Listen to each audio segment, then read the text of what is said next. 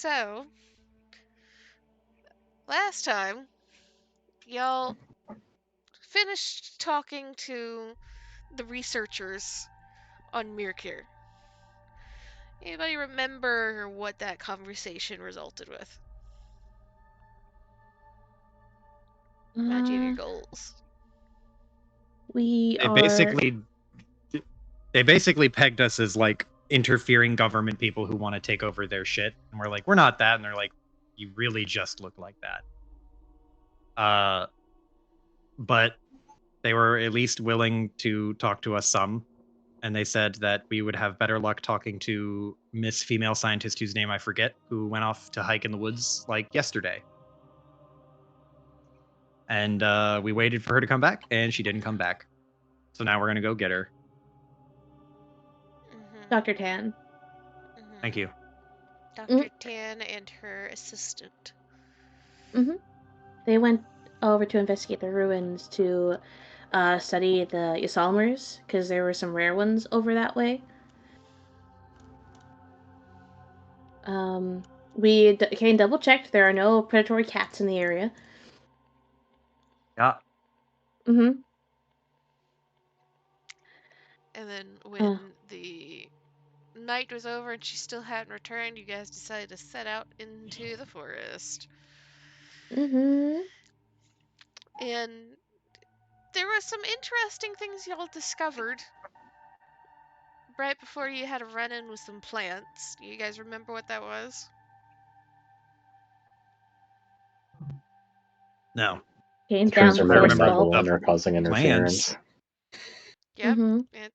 I thought the force bubbles were from the plants. No, not necessarily. You haven't been able to pin that yet. Okay. But yeah, Raven found trees have a lot of metal in them. So high metal content in all of the trees, and these are massive, like building-sized trees, which is causing interference. Yeah, and there's about 5.5 hours of daylight on this planet. And right before we ended session, y'all inspected the plants, realized that they were moving, decided to try and leave. And then, as you guys left, Kane swiped a flower, which immediately caused the plants to grab y'all, or try to grab y'all. Successfully grabbed 3 of the group. 2 of the group are free, but I believe Tia was up front because she immediately started backtracking. She's been not fully grabbed, but is impeded. Mindy and Raven have been yoinkened.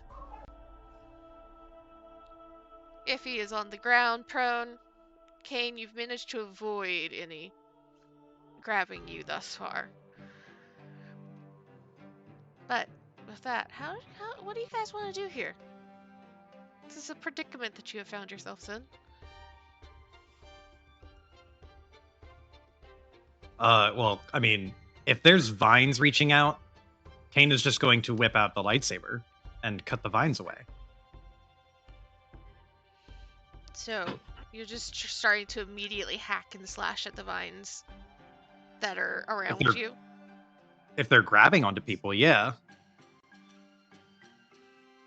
Also, I have to fix this. Music is driving me fucking crazy. I don't know if it's stuttering for y'all, but it's stuttering like every second for me. Oof. It is infuriating me right now. So we're doing this. Yeah, that's about accurate. Struggle in the jungle. That's Shut a good up. name for dungeon jungle, though. Dungeon, yeah. Strungel in the dungeon. Rename the Twitch stream.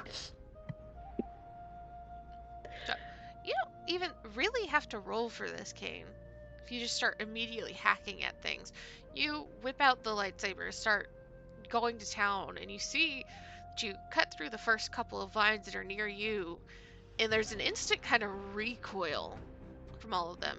And then you see that more that you hack, the more vines start to move towards you. Okay. The others, you guys are just kind of hanging out. These things have grabbed onto you. And I think Tia, I said like it's around your like ankle or something. And the vine is kind of wrapped higher up on your calf. It's just like kind of poking around. Same for you, Raven. I believe I said like yours got like hooked through the back of the cloak that you're wearing because you had a thermal cloak on. And it has now just kind of started to like poke and probe at your shoulders and at the back of your head. It's not letting you go, but it's also not like squeezing or moving otherwise. I think I need to roll a check real quick. So Same I for may you, have Mindy. misunderstood. The vines aren't like grabbing people and holding them in the air, like suspended. No, they've stopped progress. Oh. Huh. So we can just calmly walk away then. I don't know. We could try. Yeah, we can try. I completely misunderstood what was happening. I thought the vines like lashed out magically and had us roped into the air. Well, Huh? not gonna lie, Or had same. you guys roped into the air. Unless you want to backtrack on the lightsabers, they are lashing out at you. No, yeah, I would not do the lightsaber unless people were like suspended in the air being hoisted puppeteer style by vines. If Nope. the vines are just very gently reaching out and trying to wrap around us, Kane will just like shoo them off. Do one of you that have been caught want to try and continue forward, or are you just allowing yourselves to be caught? I rolled a panic check. I passed. Barely, but I passed. So she's not going to shoot the vine. Yeah, just I'd like to just not be grabbed. Just I don't know. Try and push it away. Try and unravel it. Just no, thank you. Just no, I'm good. Thanks. You guys are trying to push away and move away. You can make athletics checks at 2 purple. Athletics checks at 2 purple. Raven's your response is to stand completely still. Wow. Okay, so that's nothing. Kane will try to help everyone else like rope themselves out. Oh, 2 advantage, 2 success. 2 advantage, 2 success. I'll say, if you guys have FFG dice at home that you'd like to roll, you are perfectly allowed to. Yeah, the dice that you got me. I wish they made pretty FFG dice, but that's, I guess, hoping for too much. But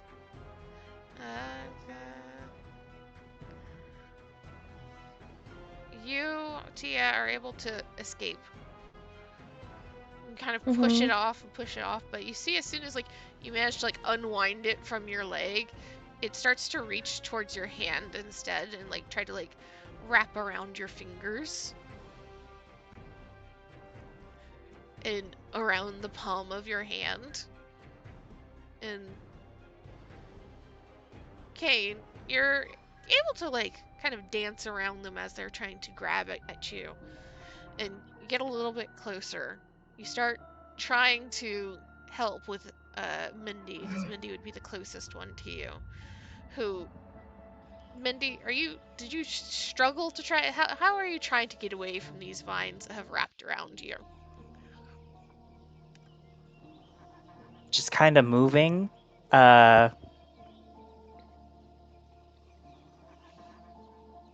Like just trying to walk, or are you trying to like unwrap them, or are you? No, I think she's just trying to walk.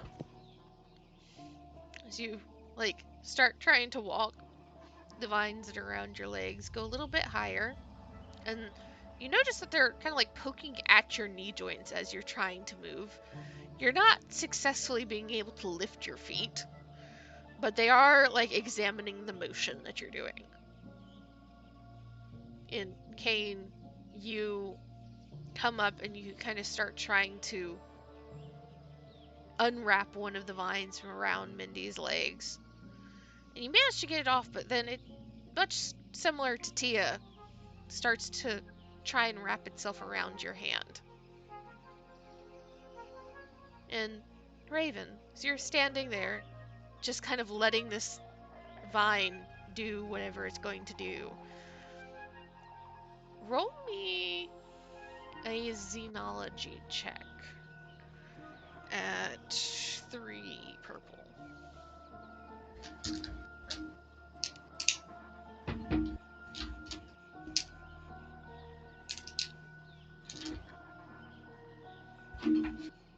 All right.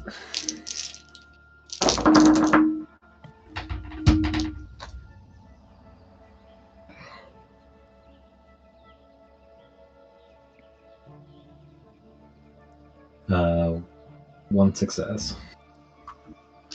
That's all you need.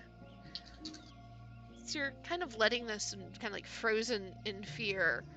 You actually start to relax just a little bit because you realize that you're pretty sure these vines are just inspecting you.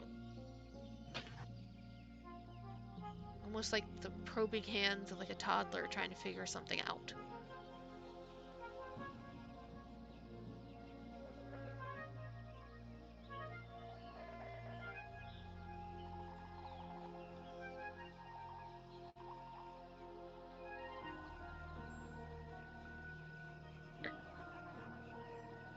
You know, they're gonna keep letting it examine them. They're gonna maybe even be a little helpful.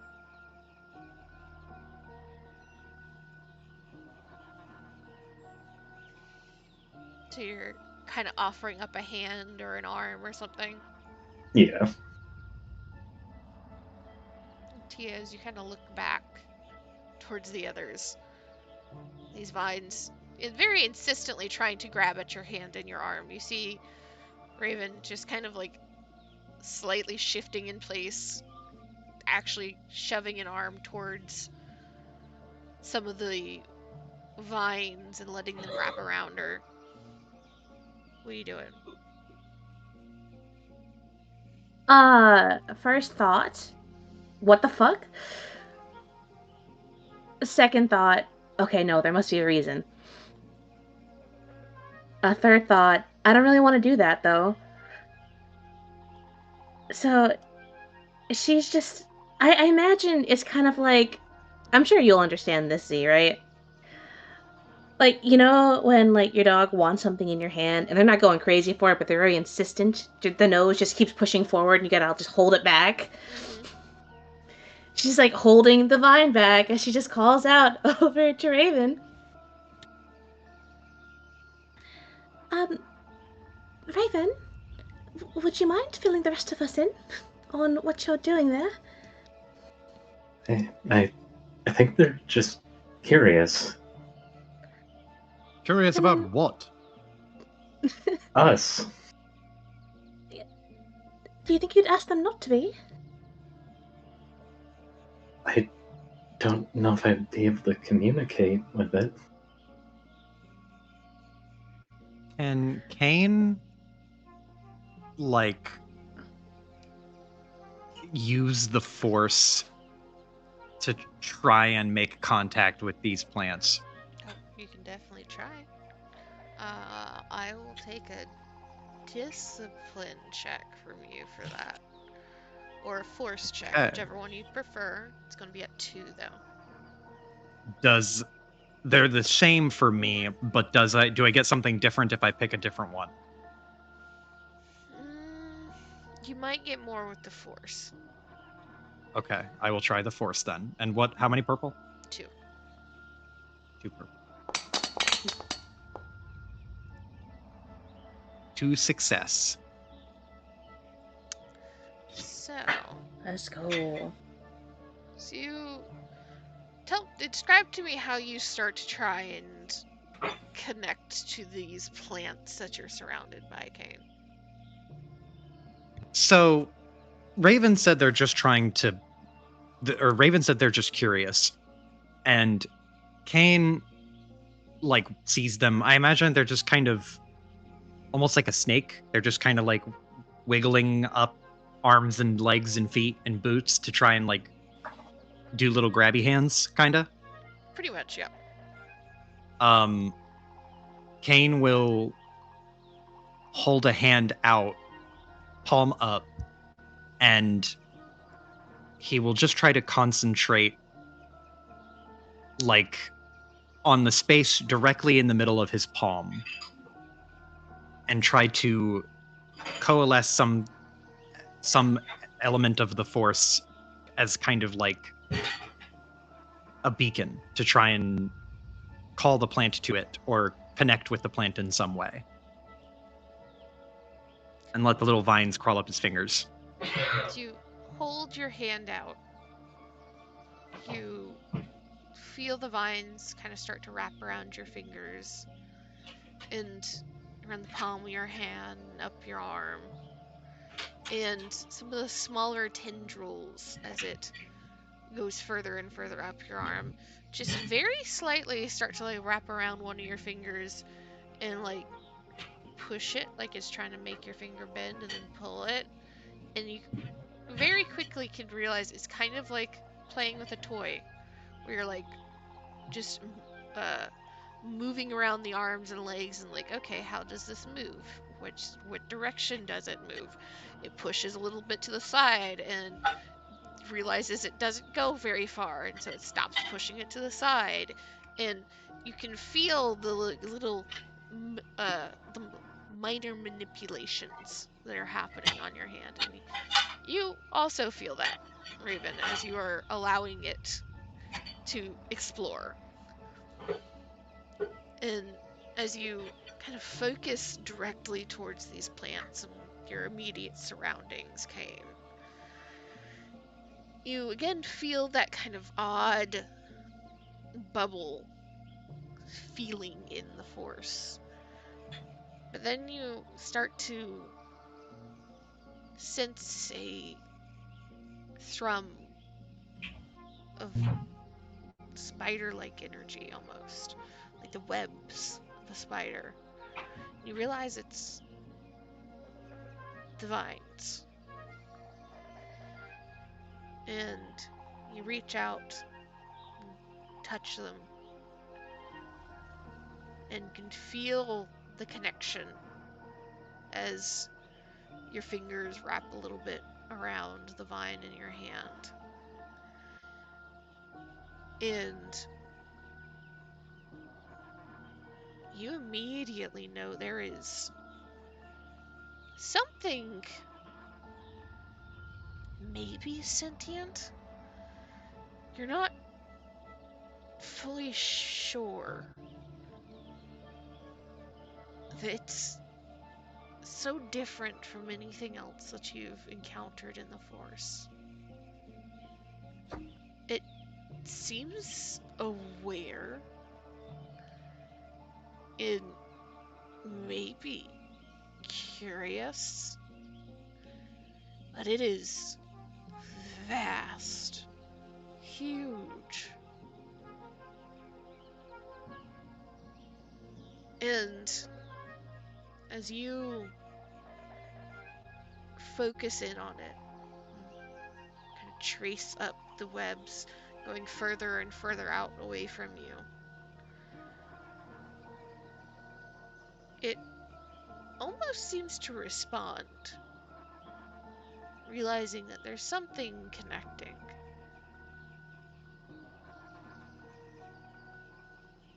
But the sensations that you get in response, where you'd normally feel emotions or maybe even a sense of touch or a smell or something drifting through another person or an animal when you reach out in the forest. This is, you don't even know how to start to process what's coming through. It's not bad, it's not uncomfortable, it's alien.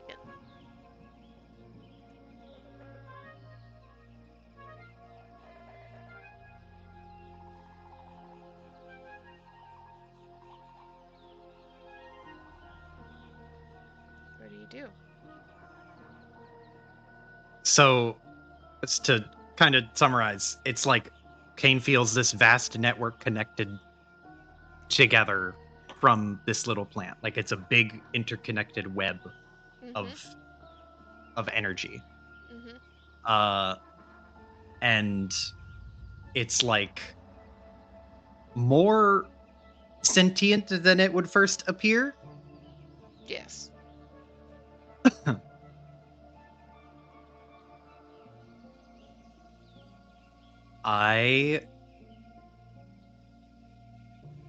Kane will give a look to everyone else and then kind of hold his hand.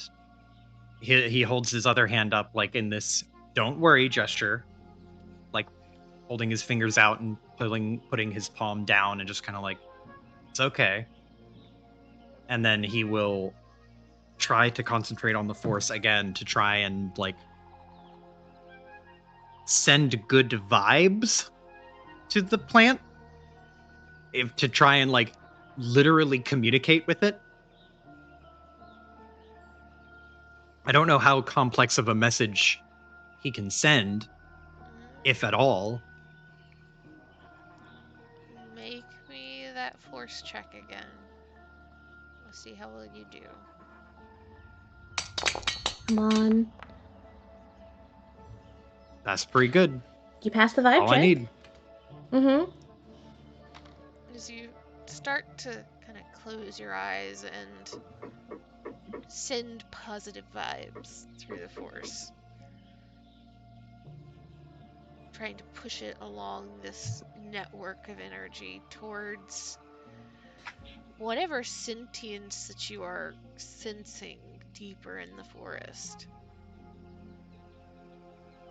There's a twitch of the vines in your hand, and all of the vines that are inspecting the rest of you kind of stop for a minute. And Kane, it's the closest that you can garner is that maybe it's trying to figure out what you're doing, trying to figure out what you're meaning.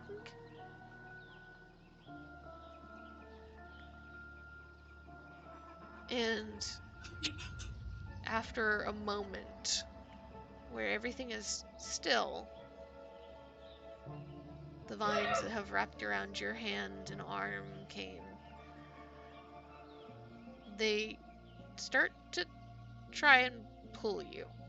Not violently, not with like any strength that can't be resisted, but there's little tugs, and you quickly realize it's trying to move you in the direction of that intelligence.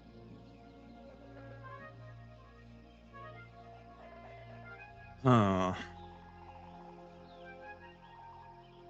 So this might be an iffy question, but we deviated from our previous path to come in this direction. How far off course do I think this is going to take me? You're honestly not sure. That's the two threats. Okay. Oh, if Kane wasn't supposed to be leading this group, he'd just be like, go on ahead, I gotta do a thing. But he's supposed to be the fucking at the helm. Mm-hmm. So put me in, coach. And delegation is part. You got some shit, Raven? Oh? I got absolutely nothing to do with the forest. Oh. But you can send them in your stead if you want. I feel like take that instead. No, because I No. think Kane would wanna deviate the truth. He wouldn't want to, but he would. So Kane like feels his hand being tugged in a direction, and he will just curiously say, "I think it wants us to follow it to somewhere. I don't know where." Is it all of us? Or is it just you? I feel it tugging me. Do you feel it? It's tugging everybody.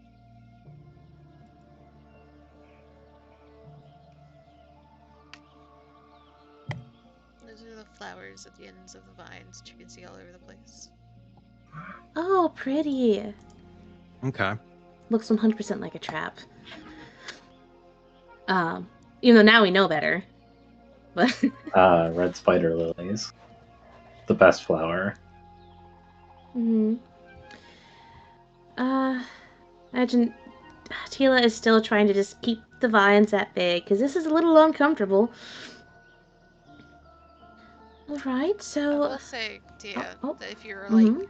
just kind of like pushing them away and like trying to like sidestep and move around, they're insistent, but they don't do anything. If you squeeze any of them and grip particularly hard or something like that, the next time that they wrap around you or catch a finger or a piece of clothing, Mm-hmm. the grip is a little tighter. Yeah, she doesn't want to squeeze him or hurt him. Just to like redirect the nose, the snoot, Yeah. Alright, so are we going to follow these plants? Or get back on track? Kane will look in the direction the plants want him to go. And he will look to the rest of the group, and there is very clear conflict in his eyes. Like he's struggling, like, do I just deviate us right away? Like, are we gonna go off on a fucking wild goose chase right now? We haven't even been here like a full day. We haven't been on this hike for a full day yet. But he he like looks back and forth and looks back and forth again, and then he'll swallow and nod. I think we should follow them just to see what they have to show us.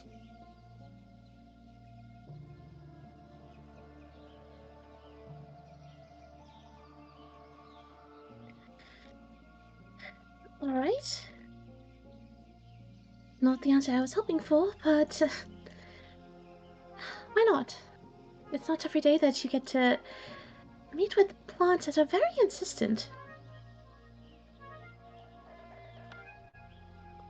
She says that she's gonna redirects one of the vines to the side. It's like when you met me.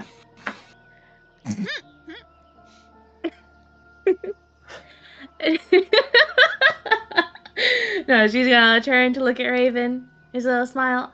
Oh, but you weren't all insistent at all, really. You're very polite. That wasn't what.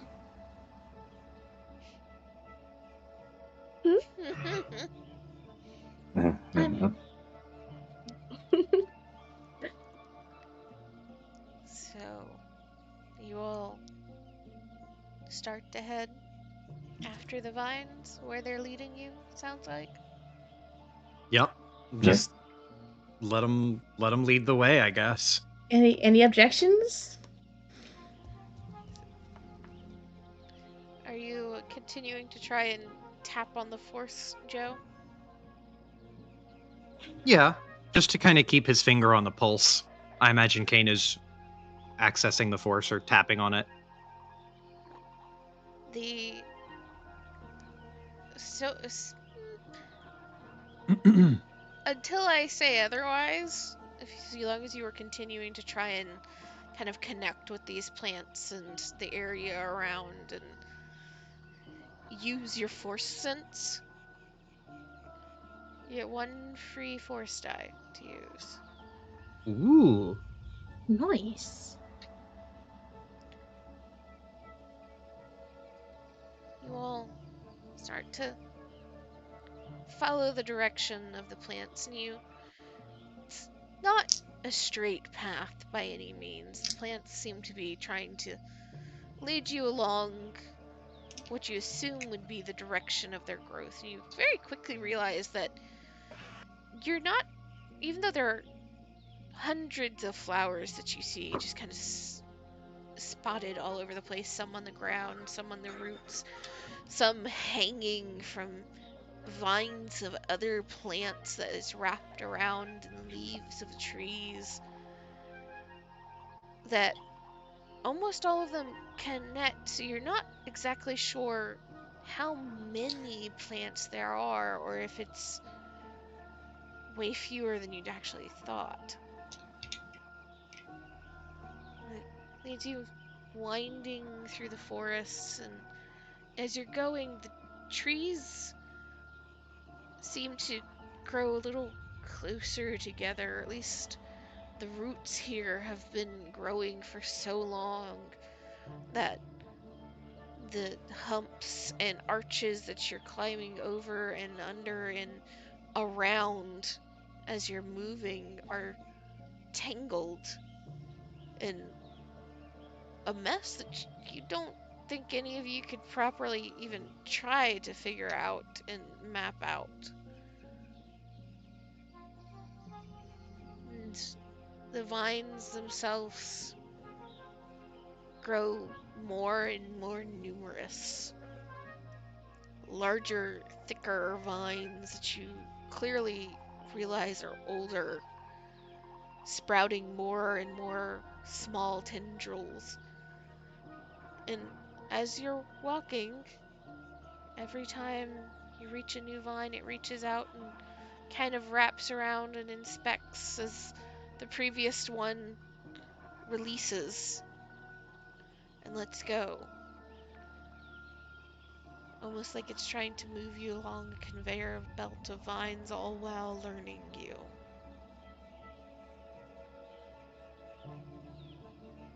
And tell me how all of you are doing. Start with Mindy, because Mindy, we haven't heard much from you, and they are particularly curious about you because you are very clearly different. She does not return that curiosity, even though droids may not be able to be super expressive. You get the sense that she's having a bad time and does not want to be in the jungle anymore. She likes the comfort of a clinic, even a back alley clinic.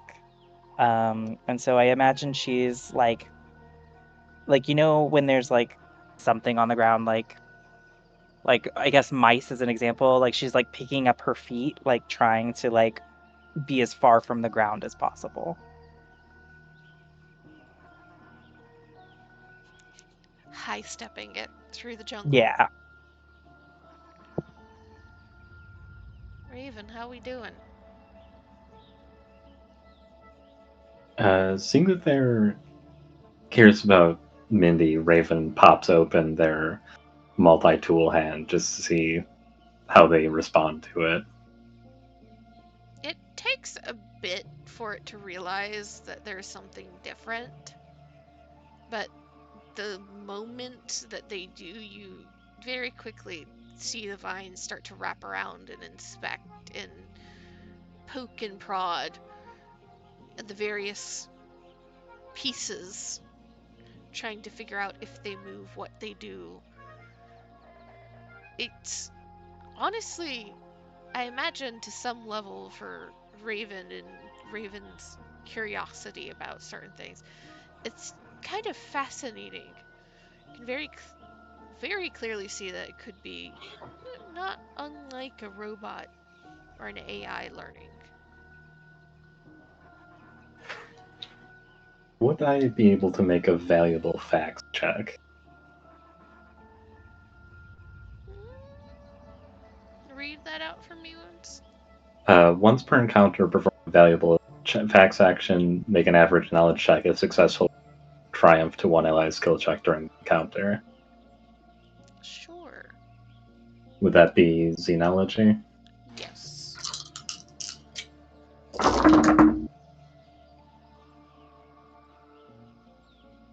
Alright, we are successful. So then you get Bank a triumph. a triumph that you can give to somebody when dealing with the plants. Thank you. Tia, how are we doing? You know, we're dealing. She was able to, keep calm and not panic at first. And good thing she did, otherwise she would have started shooting plants, and that would have been very bad, now that she knows. But she is doing her best to, keep calm, make light of the situation. She's probably cracking a few jokes, talking to the plants. Like, she's probably thinking back to very persistent children. Mm-hmm. Last time she was on Dead On, the little kids, and she saw them. She's probably treating them like that. When she was like, the last time she visited, they're like, oh shit, look at you. You have candy, right? She got swarmed. She's like, okay, no, that's not how we do things here. You have to wait your turn. And she's just applying that knowledge to these weird fucking plants. But she's fine. She's perfectly fine. Smiley face. Kane, how we doing? Kane is okay. He is very curious where this is going to go.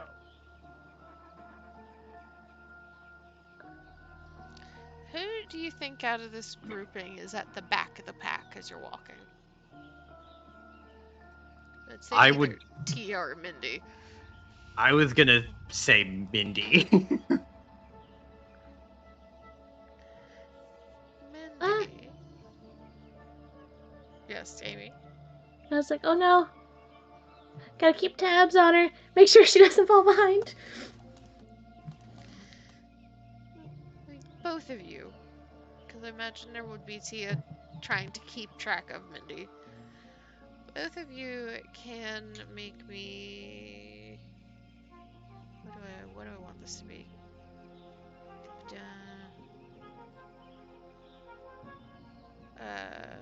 Perception checks or survival checks at I had either of those. 2 and a black.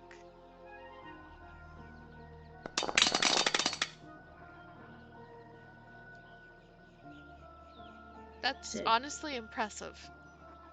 I'm honestly shocked. Huh. Easy win. Two and a black perception. 1, 2. Simply do not roll failures, forehead. Oh shit, I forgot I put a rank in this. Let's hope it shows. That's a blank. That cancels that out.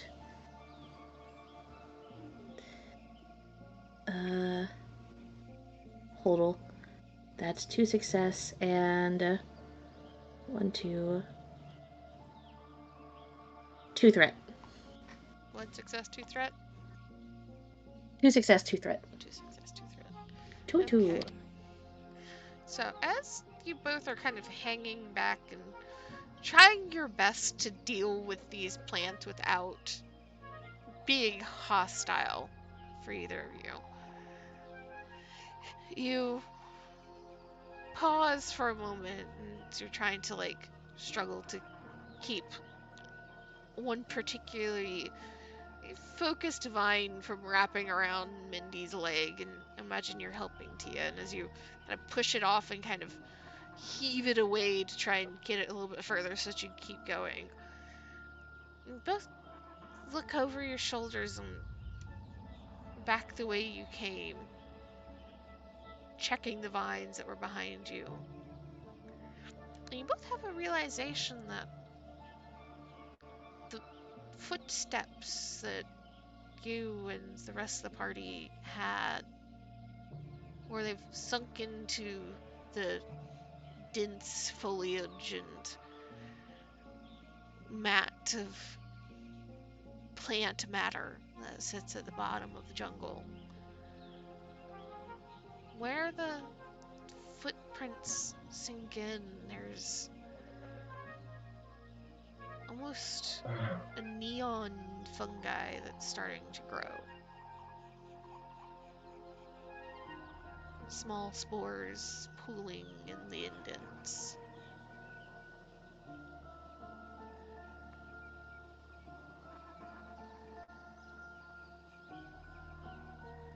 You make another check.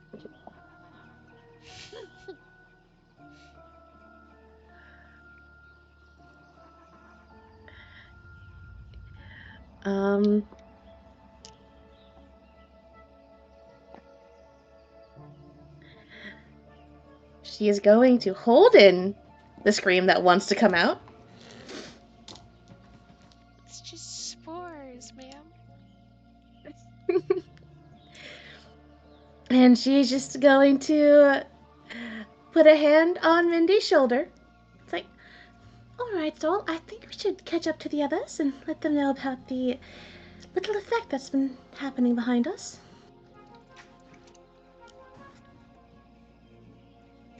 I'm looking for something. 1 second.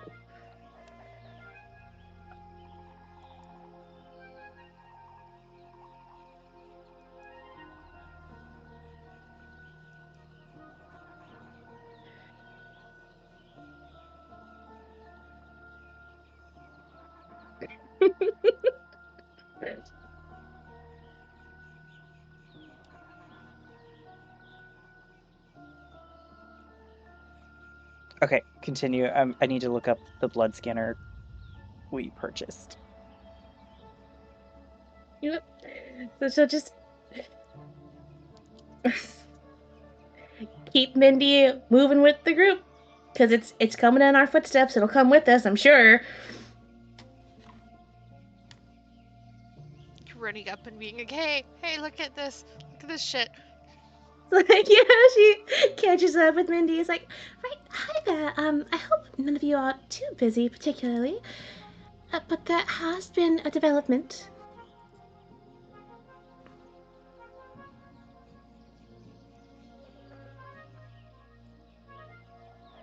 What sort of new development? Well, I'm not quite sure what it's called, but there is something growing on our footprints, and it's glowing.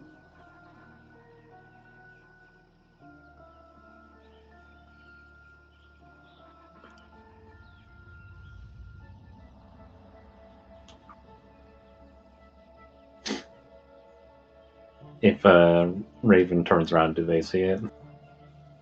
Yeah, if Tia is like very clearly pointing it out, you see not like the most recent ones, but back a couple yards, the neon spores starting to fill the imprints. I'm guessing that, well, I guess we probably weren't looking at our own tracks on the way out. Do we know if that's been happening? Because I guess we would have seen it from the person in front of us. You don't know, honestly, because these are far enough behind that unless the last person in the line was constantly looking back, you wouldn't have seen it.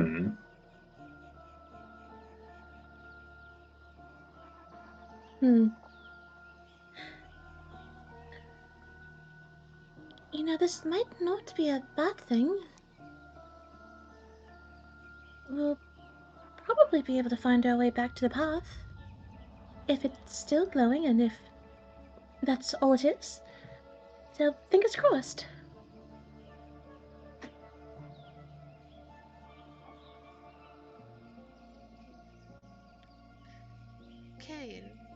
up at the front are hearing this going on, but I want you to roll me a perception check at 2.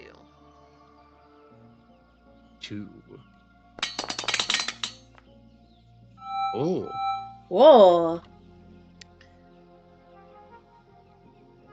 What would be the most enticing smell that Kane could imagine? Oh. Interesting. Enticing. Mm-hmm. I think something familiar would be enticing to him. Like, I imagine that Hylomia had some form of incense that she probably used at the temple. And he, like, that incense became like the smell of his training. And that smell would help him find his center and help him focus. So I imagine it's something like that that would entice him and make him feel at ease and encourage him in some way. Is he a tea person or a coffee person? Kane is a tea person, but he does drink both. So you kind of like turn your head and are listening to Tia, and also see the glowing footprints trailing behind the group. You get a whiff, very faint at first, and for a moment it just smells like your favorite brand of tea, just made, freshly brewed. And you're like, no, that can't be. Like, can't be anything. I'm just smelling plants. There's some weird plant smell. And then you swear you get just the briefest whiff of that incense that calms you and guides you.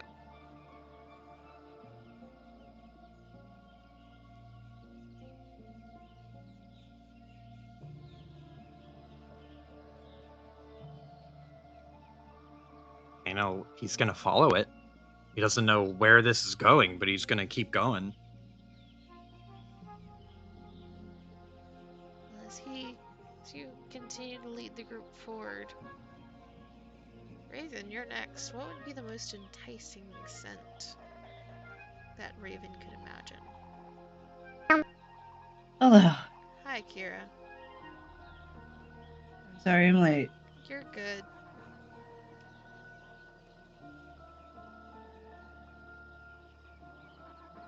I think Raven is pretty sensitive to smell, and not in a way that they like them very much. So the most appealing smell is that very faint tang of metal. It just says everything's sort of clean and fine, but there's just that little note that lets you know it's there. As you trail behind Kane, you start to pick up a trace of that scent as well. It's just almost like very edge, like somebody that smelled like that, something that smelled like that moved through the area very recently.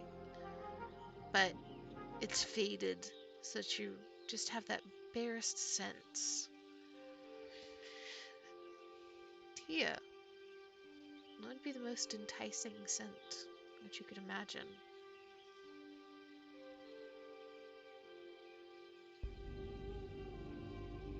Probably a soup.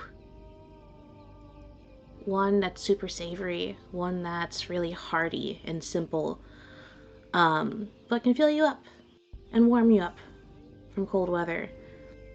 Probably one from her past when she was a little babbin.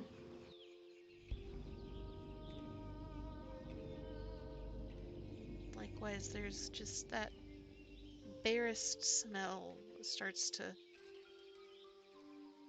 waft from in front, carrying on the breeze.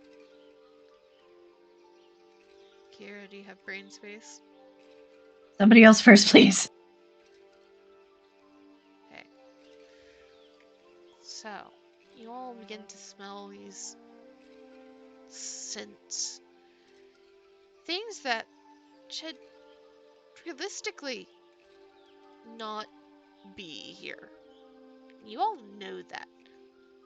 But you can't shake the feeling that it's there. You can't shake that scent. And as you are all moving forward, the scent starts to grow very slowly stronger. And as you come around a particularly large tree, you find yourself on a hill leading down into a little gully. Not huge, but still just enough that you're looking down. And this is what you see.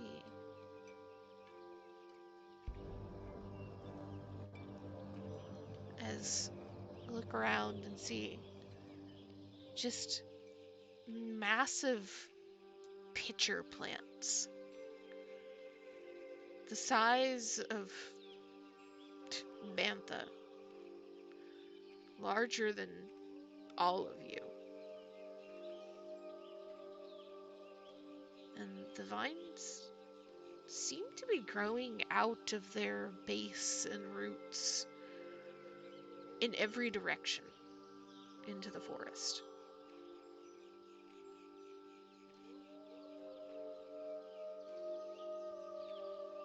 When you say pitcher plants, specifically the ones with digestive enzymes,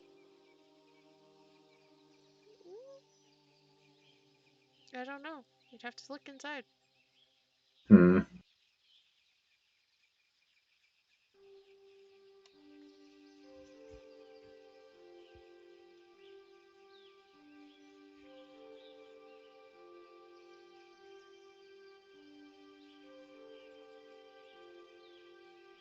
And the vines have stopped nudging you all forward, stopped inspecting you. And Kane at the front. This is the center of that intelligence that you felt, that sentience.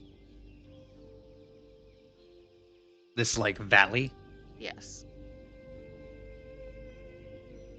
is it in particular part of just the area? It's hard to tell. You can try meditating, but you'd have to sit down and actually meditate for that.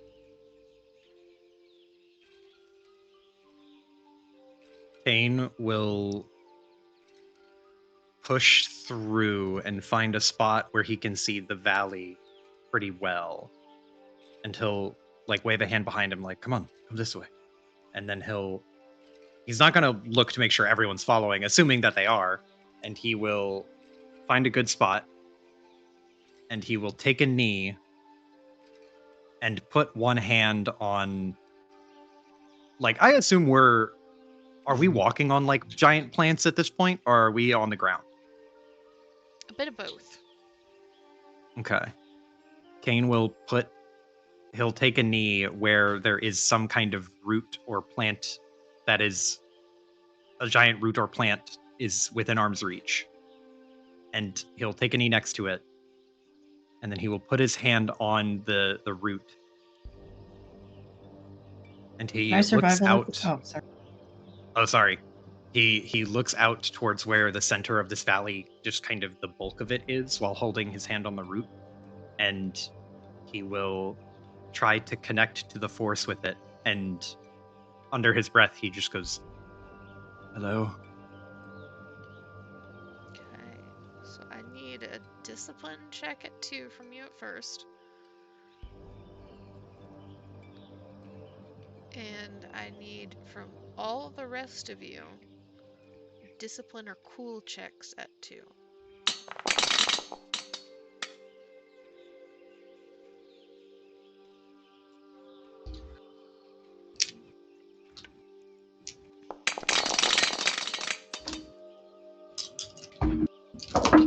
Gotta be shitting me.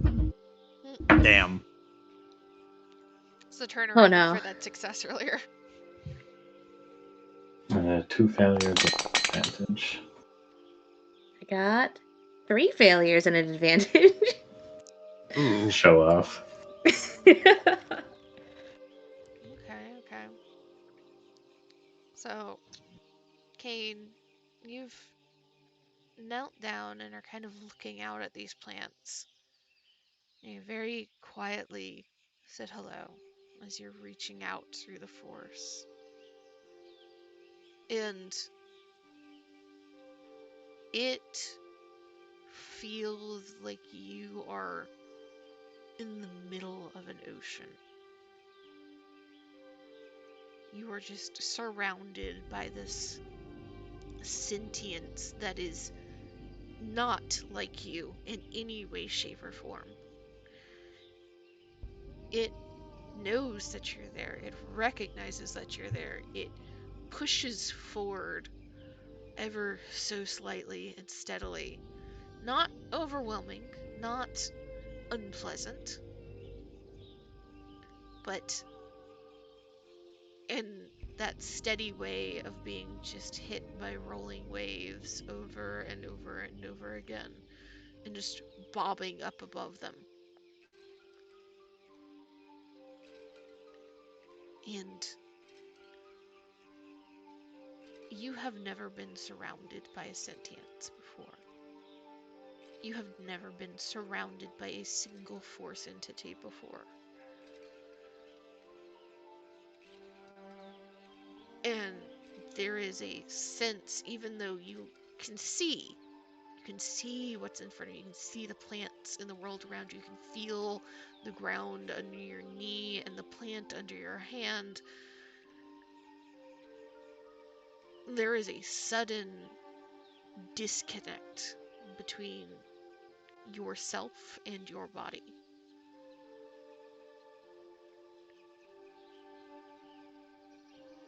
And it is terrifying, but it is also exhilarating. You've heard other Jedi talk about being lost in the Force, being so completely surrounded by it. You've even heard Kana talk about it at times with her visions, but you've never experienced it before. And as you are finally experiencing this for the first time, that alien sentience, you start to... No, actually, I shouldn't say that. How is Kane responding to this? The sensation he's never felt before. He is breathless. Like, so submerged in something that he only a few weeks ago felt almost completely disconnected from, in a way. Like, he considered himself to have never really been able to feel the Force this strongly, because he was never able to do what Hylomia could do, at least not well. So he just assumed that he would never have a strong connection to the Force. And this is like overwhelmingly the opposite of that. The opposite of being disconnected.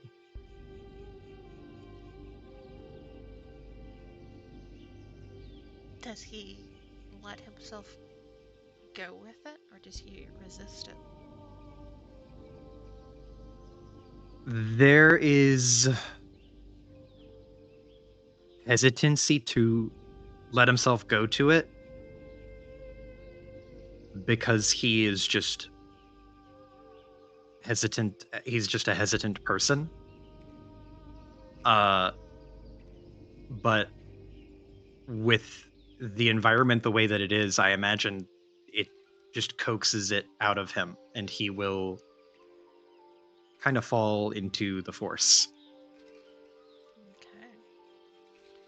Do you fall into the force and your eyes slowly close, allowing the sensation to take you away? All the rest of you see these plants and vines start to wrap around Cain, not all the way around him, not cocooning him, not lifting him, but almost like they're supporting him where he is, propping him up. And as you drift away in that ocean of otherness and let yourself sink under the waves as they come, you see that web of energy and you see it going out further than you can see in every direction.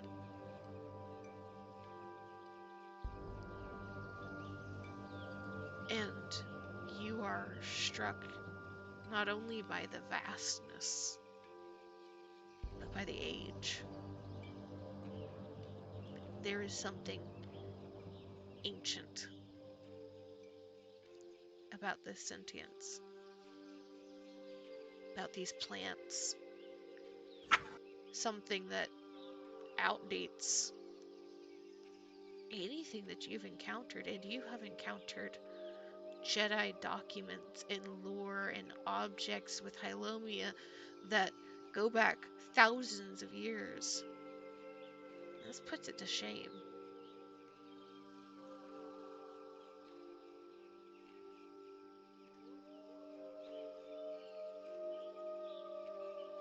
And we will come back to Cain in just a moment. As we look towards the others, and you're seeing Mindy and if you're seeing Cain kind of kneel down and very clearly kind of lose himself in meditation. Knelt down on one knee, hand placed on one of the protruding roots, head bowed and eyes closed. Breathing steadily. No signs of pain or discomfort, but concentration. And as you are watching him, Raven and Tia, those scents that you smelled have become almost overpowering, not in a pleasant way, but as if you walked right into that kitchen where that soup is being made and are leaning over the pot, taking a deep breath in. We're right into that freshly cleaned lab where everything is neat and in order, and just the faint smell of cleaner and metal remain, and everything is right. And you find yourselves being drawn towards the plants. Oh no.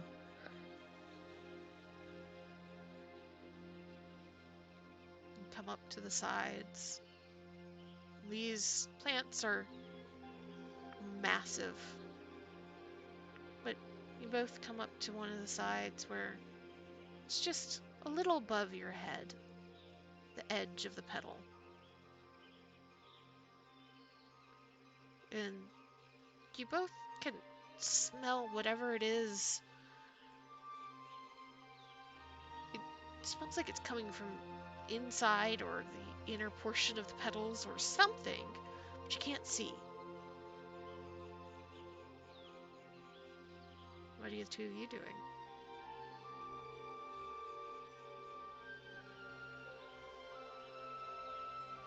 Uh, just to make sure I understand here, this is just they just smell the smell more intensely? Or are they There's under some sort of effect? there's a little bit of a compulsion to it, to Okay. get closer to the smell. Gotcha. So do they see and understand that this is plant?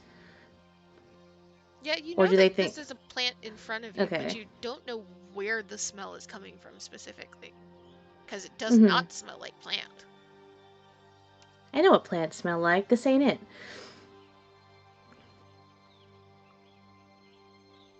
Raven's gonna do what they did before. Go with it. And if this plant's trying to get them to go near to it, they're near to it. I'm sorry, you cut out just a little bit. What'd you say? Raven's gonna do what they did before. They're going to go along with it, and if the plant wants them to get near, then they're going to get nearer. So are you trying to kind of peek over inside this plant petal? Yes. And what are you doing, Tia? Hmm.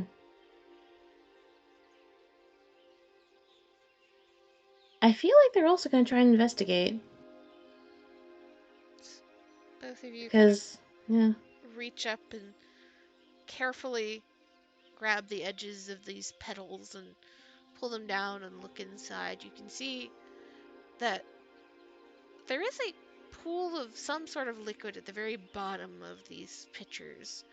The entire inner lining of the petals are just covered by this almost golden iridescent liquid.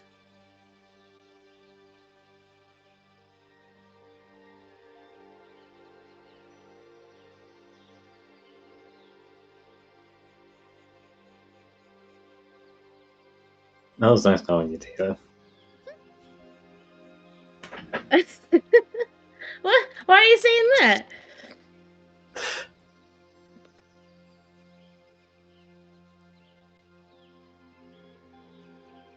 I feel like this golden iridescent liquid is just like lining the petals. Mm-hmm. I feel like Tia's just confused. Tilting her head. She's looking at it. She's gonna turn to Raven.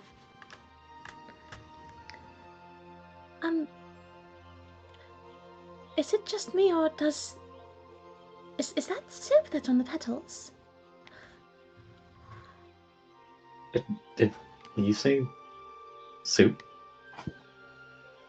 She nods. It's It, pretty unmistakable. it doesn't smell like soup.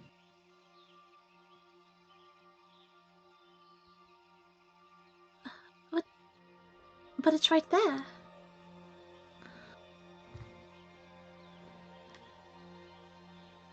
And it smells like soup to you? Does this not smell like soup to you?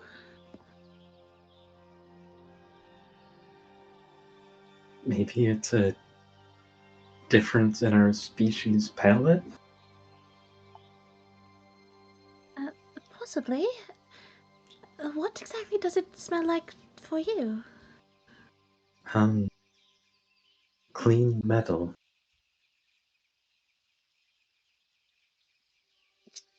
Shakes her head like, what? This smells like metal. That's what you're smelling. Yes, it's comforting. Hmm. Well, I guess if it's comforting for you, I just don't understand how... I know what metal smells like, and this isn't it. I wonder if it is soup. It's at this point that Iffy, Mindy, both of you realize that two have wandered off and are like poking their heads over the edge of one of these pitcher plants, seemingly in discussion with each other. They both Can think the I- other's got a weird sense of smell. Bro, is that soup? Bro. Sorry, Kira, go on. Can I survival at this? You can try. It would be see what I've written down. 3 purple on a survival. Okay. I'll also say, if you want, there's also been a lot of xenology rules. Xenology can check things on this planet right now.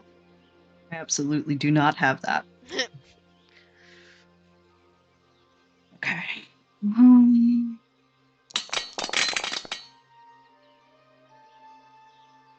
Okay.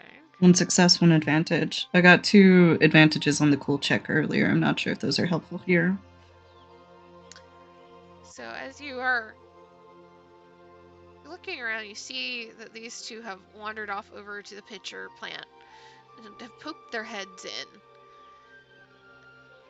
You very quickly realize that just the shape of these plants, these are designed to trap things inside. You know that. You're not sure if they are designed to trap people or things that are as big as people. Because you've not looked into any of them yourselves. But there is some caution in the back of your mind of like, these may not be super friendly plants, but they also, if they have moved the vines and such, have not tried to force anybody inside either. So there's this back and forth debate in your head, Iffy.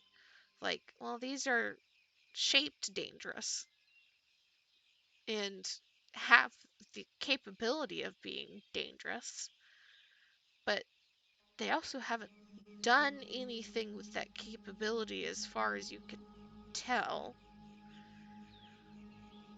And honestly, because Iffy likes these survivally type things, correct? Mm-hmm. It's honestly fascinating to Iffy. She's never heard of something like this before. I think if he sees them debating and immediately scooches on over, although I think she tries to keep herself in eyesight of Kane, tries to keep him in her eye line. Hand onto his shoulder, a slight tug back.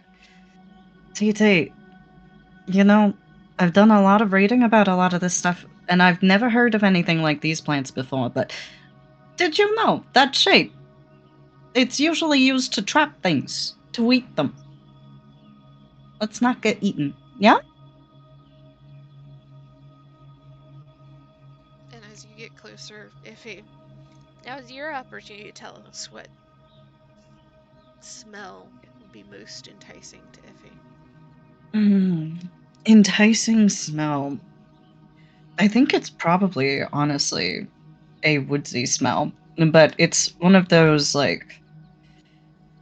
it's very camping energy, where you've got the campfire going and there's a bit of char, that little bit of smoke to it. Maybe some roasting meat nearby as well. But a very green scent, I think, is something that would probably draw her attention in most cases. Because it's what she associates with peace. And as you kind of tug Tia away from the pitcher plant and talk, you are hit. You've been smelling it this entire time, but you are full hit with camp. Not just camp. Camp back home. Plants you haven't smelled since you left the consortium. I think she stops for a second and her eyes narrow. And she looks at the plant and speaks directly to it. Look, I don't know how you're doing that, but that is impressive. It doesn't respond, it doesn't move. But as you look, you also see that golden iridescent liquid nectar sap, you're not fully sure, lining the inside of the plant, where Tia still has a grip on one of the pedals.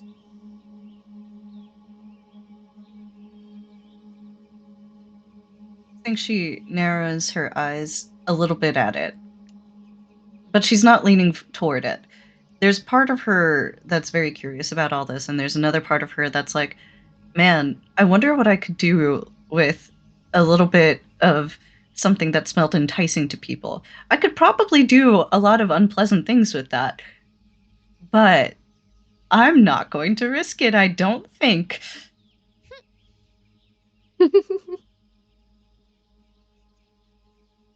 Mindy, you doing anything in particular?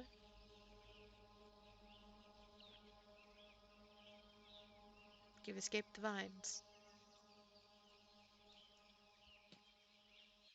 Sorry, I Okay. was muted. No, I think she's sticking close to Kane, staying over where he's at. Gotcha. Raven, if he has entered the chat. She has not grabbed you. As much of the call of the void is present, they are cognizant enough and have enough xenology to be, yeah, this is hungry. It's not a good idea. There is no soup in there.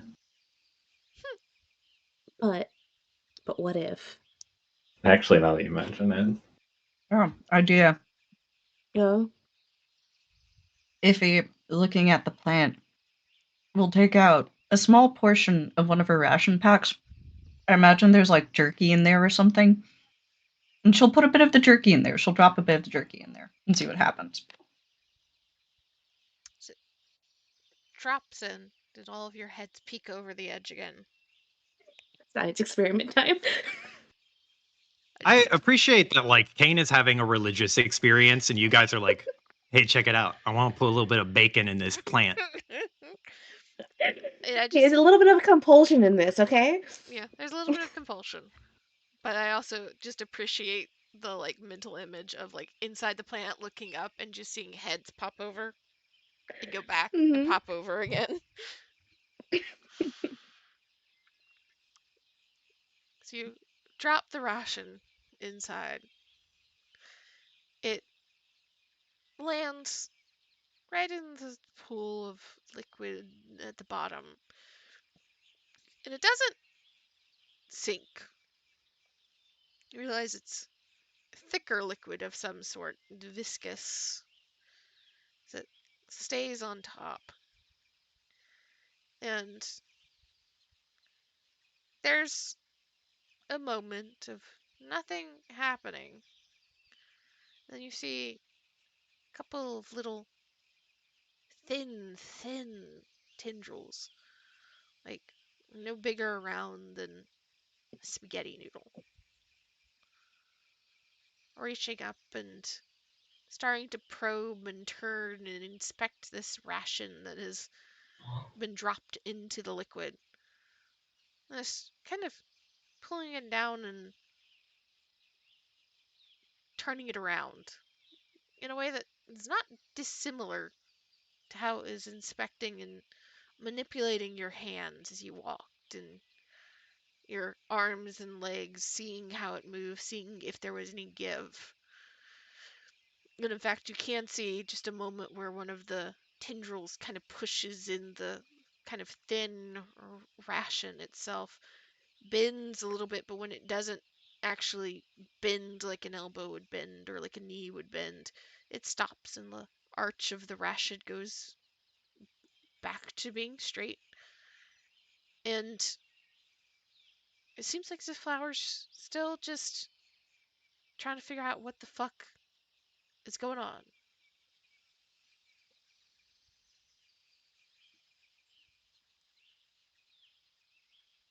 Hmm. Closely inspecting piece of jerky what's been dropped in there. She's gonna turn back to the group. Wait, so is it not soup that I'm smelling? Iffy will shake her head. No, because I'm smelling like back home camp, right? And you're smelling soup. And what is it you're smelling? Clean metal. Right. So it can't possibly be all of those things, right? What I think it is that gold looking goop over there.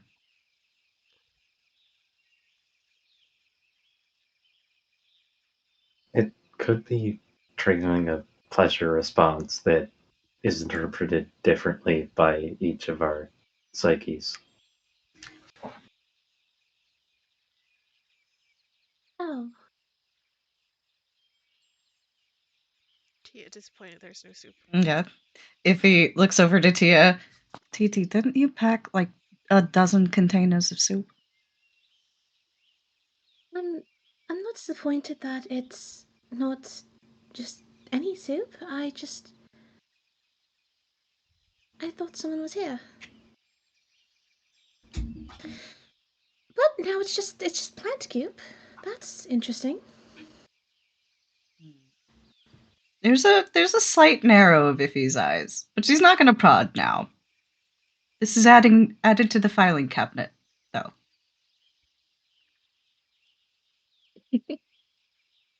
Okay, understood. It plant goop. Okay, not soup. Not someone who I thought could have possibly had the soup. Okay, cool. Turn back. Right, so do we tell Kane, or he seems a bit busy at the moment, actually? Iffy has been trying to keep an eye on him. She just nods. You know, I think he's got a handle on this.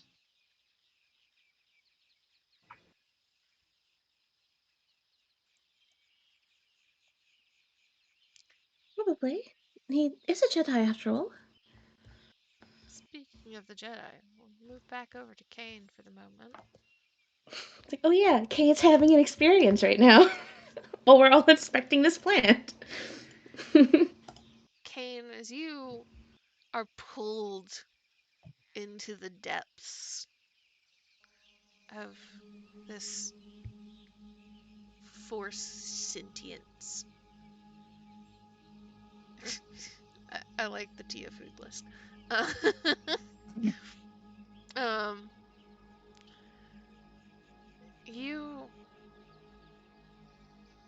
feel like it's kind of beginning to poke and prod at your consciousness in a way not dissimilar to what you've experienced when somebody's trying to sense your thoughts or emotions, or when you've been taught to sense another's thoughts or emotions.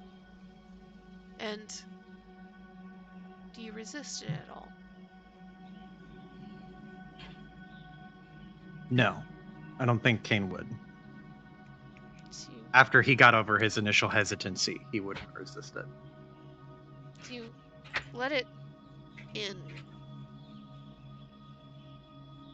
You immediately are flooded with sensation.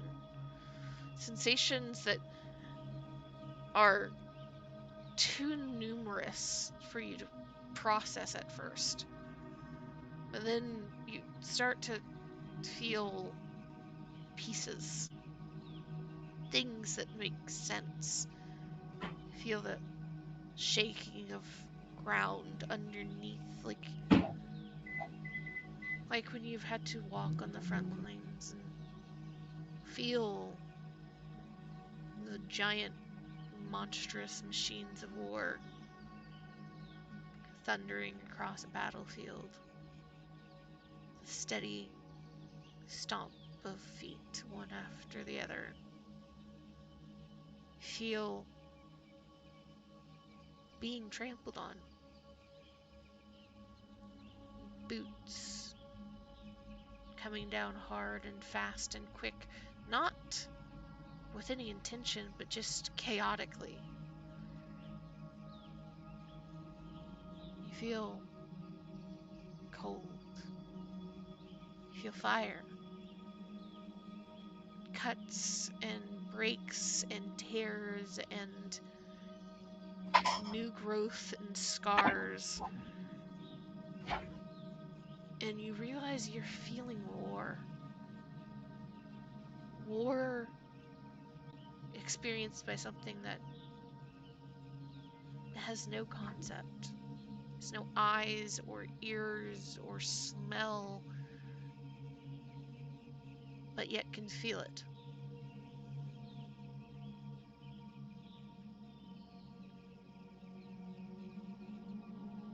And then you feel stillness, emptiness, growth, a surging forward of life and size and experience and sensation, and amongst that sensation, growing on things that it had never grown on before. Metal and iron and corrosive acids and liquids and things that kill it and push it back, but at the same time, it comes back again and again and again.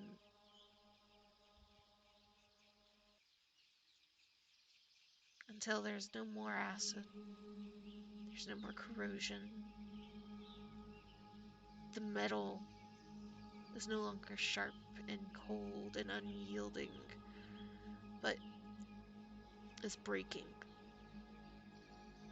crumbling under the weight.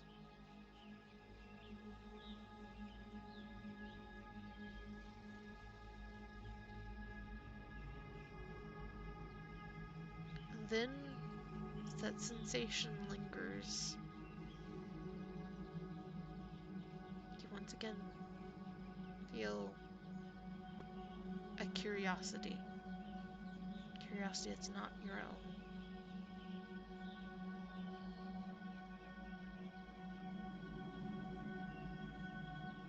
Like some vast being is holding you in its palm and just tilting its head.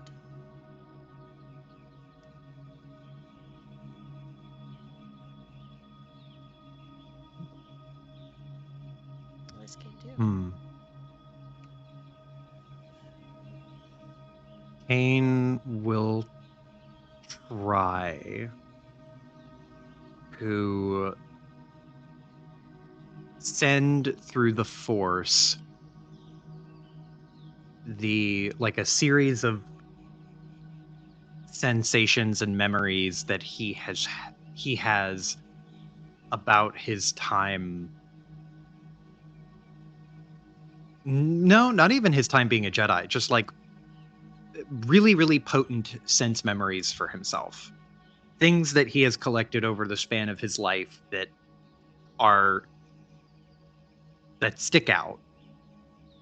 And he will try to show this sentience in the same way that it showed Cain things that it experienced. Cain will show it things that he experienced and try to send that through the Force. Do you cater those experiences in any particular way? He will try to pick good and bad in the same way that the Force picked war was something that it picked, how it didn't understand what was going on, but it experienced it. Cain will pick happy moments and sad moments and big moments and small moments. And if I had to go down a list, he would have a memory from when he was a child, first to discovering he had Force powers, but not really understanding it. When he was probably more of a teenager and when he started to have a relationship with Kana and the feelings of secreted away emotion you had for another person. He would send the grueling training sessions he went to, both like mentally grueling and physically grueling. He would send his traumatic experience with the Sith. He would send the moment he met Iffy and his uncertainty, and then like the several times he and Iffy later like made out like bandits every time, and how like that sensation of anxiety just and hesitancy just faded away, and it became like a like another part of himself, like a core part of himself had been discovered. um just like a whole collection of stuff. It seems to open itself as you're sending these experiences. You don't feel resistance from it. Like curiosity continues, but doesn't fade necessarily, but turns to what you offer.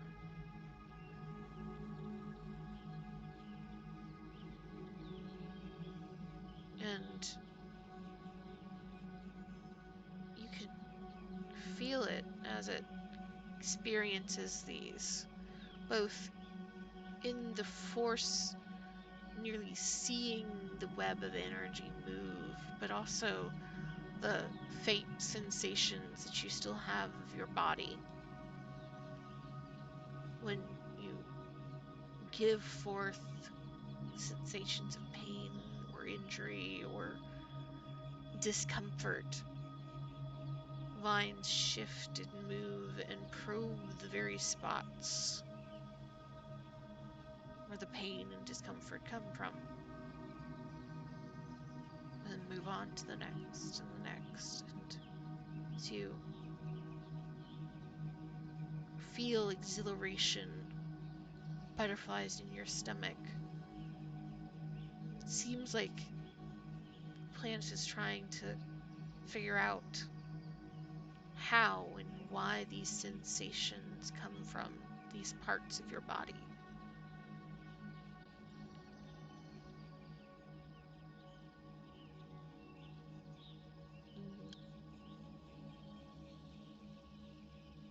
As you're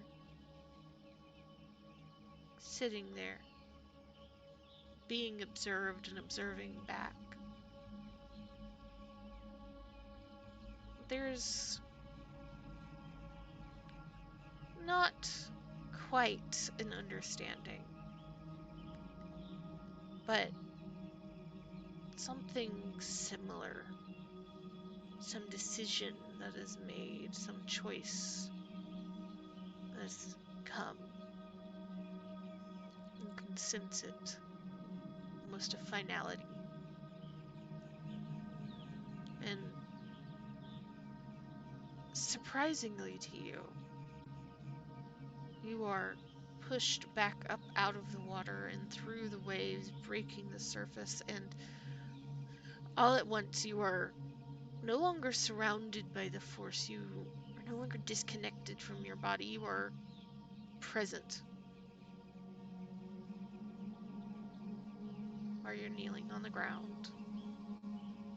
The vines still seeming to prop you up just a little bit.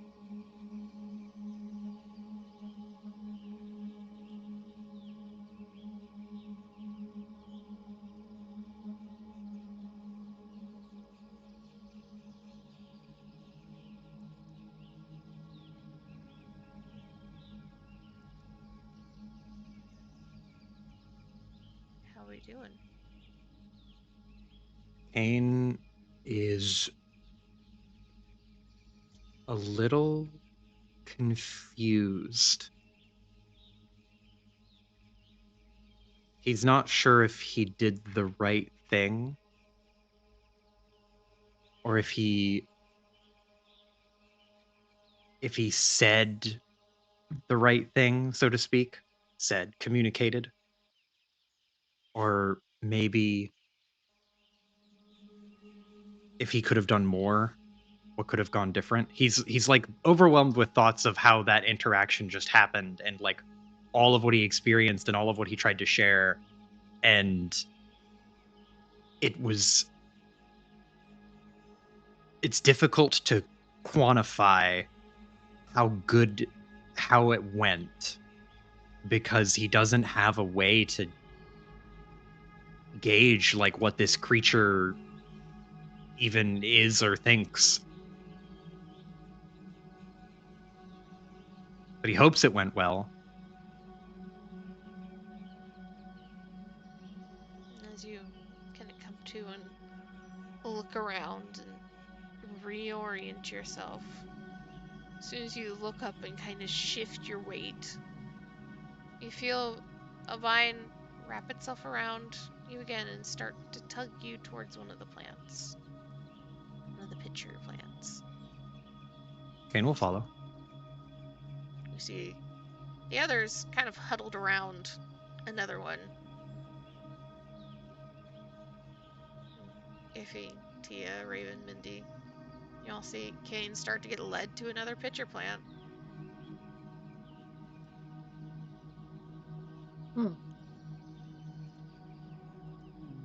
Guess we're going to that one? Question mark?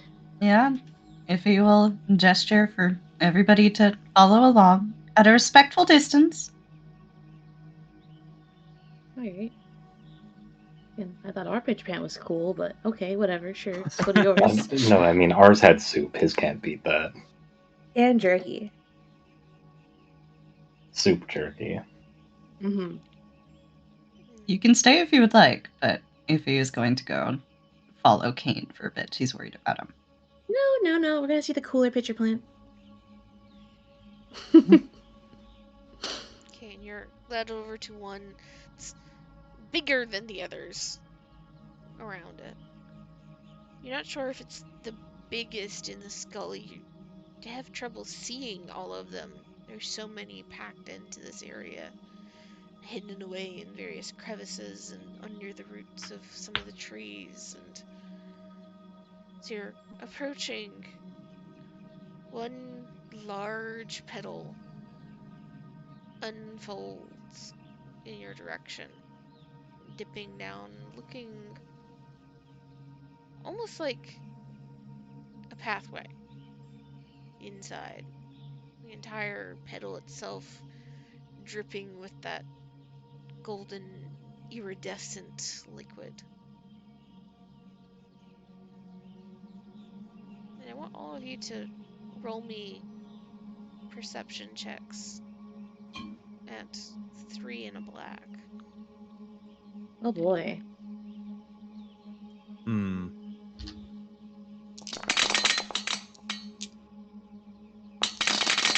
What I have perception again?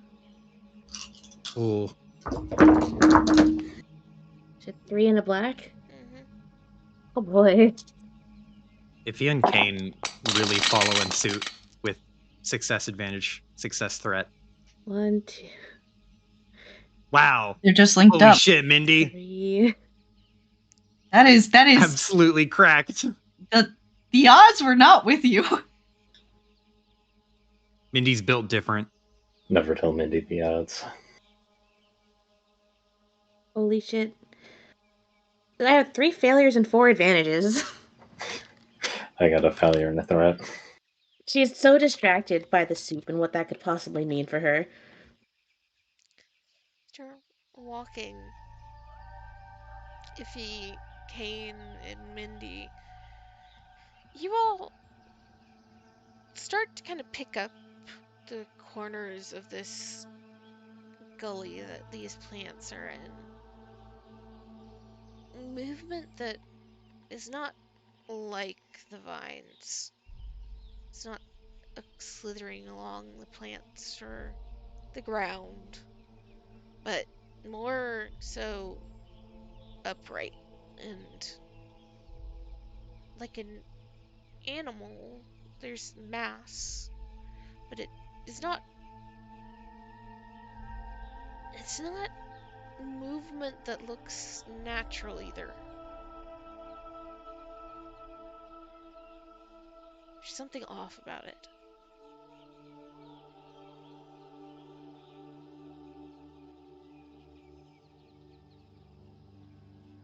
And this is around the perimeter of the gully we're in, right? Yes. And Kane, are you still in like Force Land? No, he's present. How do you want to handle this? Hmm.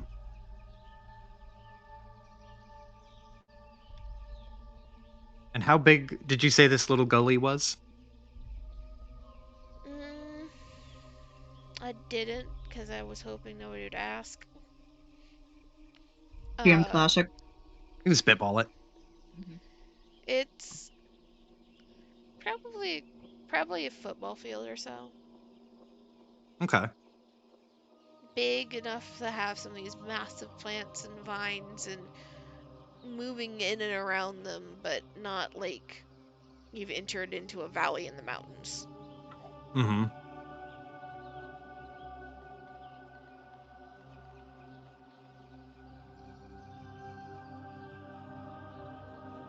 Kane will just kind of observe for a moment or two. Like, kind of hold out a hand, like, hold on, let's just watch for a second.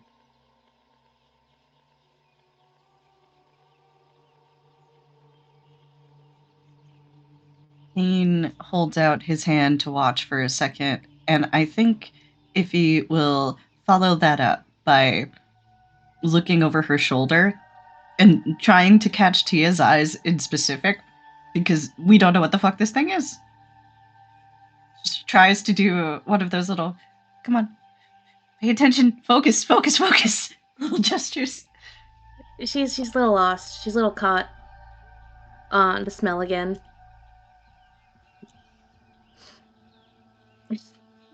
Eventually, it'll work. It does remind me.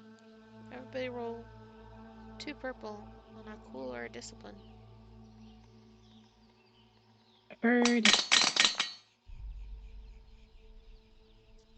Ugh.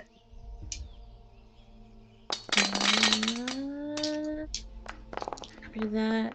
That'll cancel. Wait. One If you just- success. There you go. I got 4 advantage. You're We could so do something with cool. that. It's because it's presence based. 3 failures, 2 advantage. Ugh.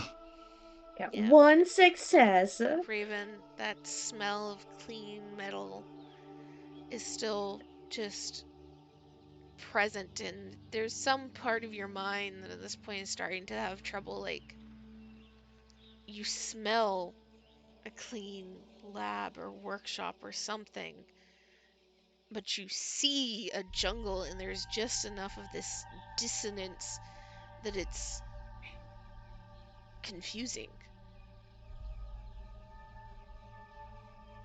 There's some sort of thing that makes you feel like you are not experiencing something correctly.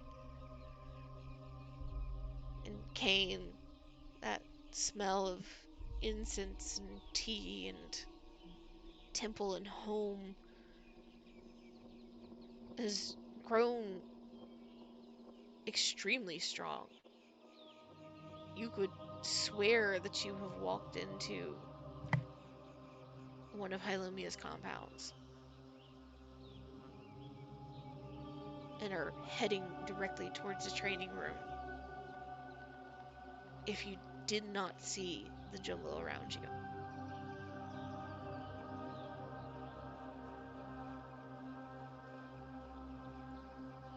And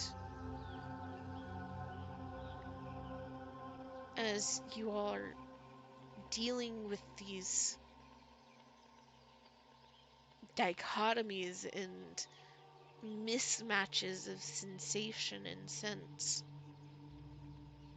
you see the shapes that are moving grow a little larger, a little closer,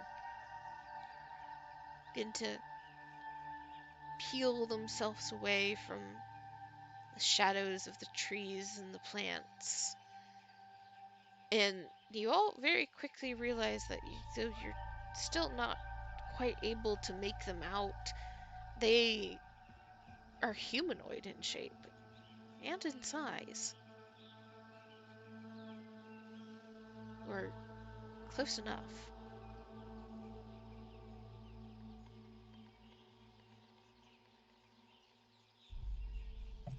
We can't make them out, but can we tell what they're doing? Seems like they're just approaching very slowly. Us? Yep.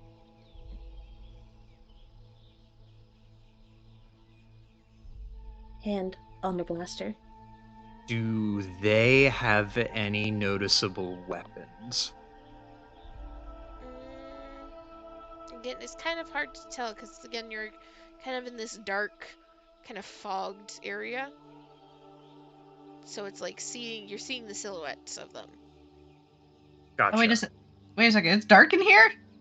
Not like nighttime dark, but remember you're at the shadowy bottom of a very tall jungle. Right. Kane will start walking towards that group as well.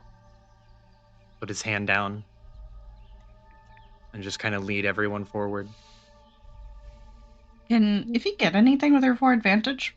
Vibes or something? That's the cool check. You won't have to roll the next time I ask for cool, is what you can get with fort advantage. Understood.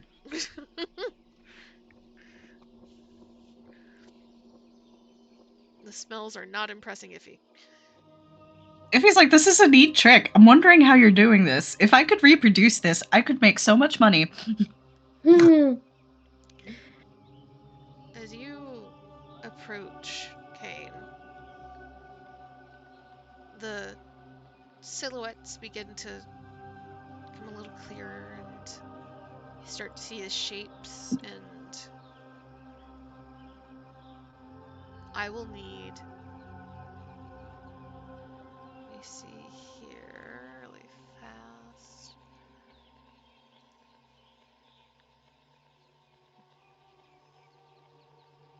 Well, I don't know if it's important, but Tila will follow. Gun at the ready, just in casesies.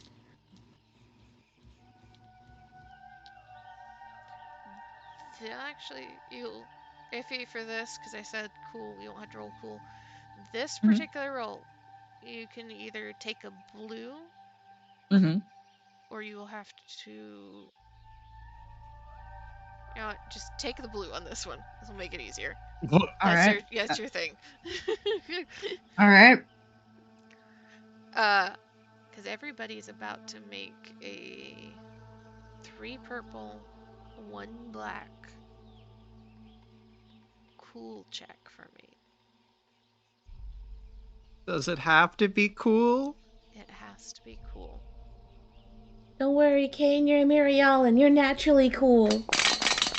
It's fine for me because I removed that setback. Stop.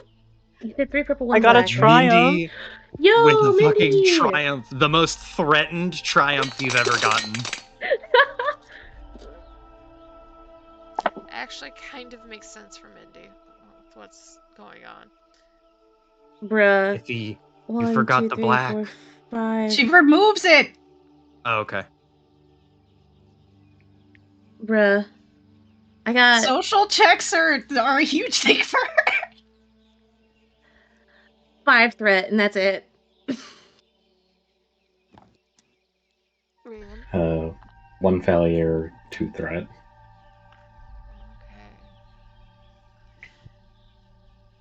Okay. As you all get closer and closer. Damn. Close. You see these silhouettes come into form, and in front of you, you find what? Fuck me. I had to double check this again. Sorry. No worries. Yeah. Find 5 creatures? As you kind of squint and try to look through the shadows that the trees and plants are casting, you realize these people, they're not people. Not really. Parts of them were. Hmm. You see these constructs of crudely formed pieces of bone and armor knit together with bloated fungus and vine and misshapen bark into the semblance of human.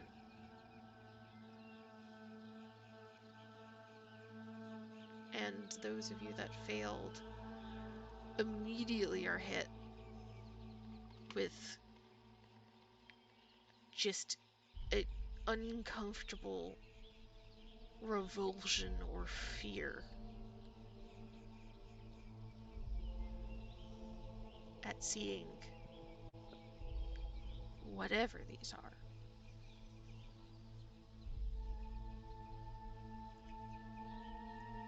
So they're wood and fungus people? Yes, I shared the picture of them in Discord. Oh, okay, I see now. You didn't put Button in here and made them a villain, right? Button would make a good villain. They would. It'd be really fucked up. They do this often. Did they That's just terrible. look at us? They're approaching you, Hmm. and let's see. If he passed, and I'll say Mindy with this triumph, you can either roll perception at 3 purple or xenology at 3 purple.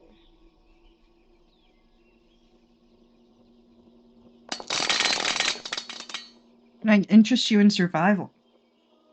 Not for this one. Wow, That's a that is shitload of advantage. absolutely Holy crazy. shit. That is insane advantage.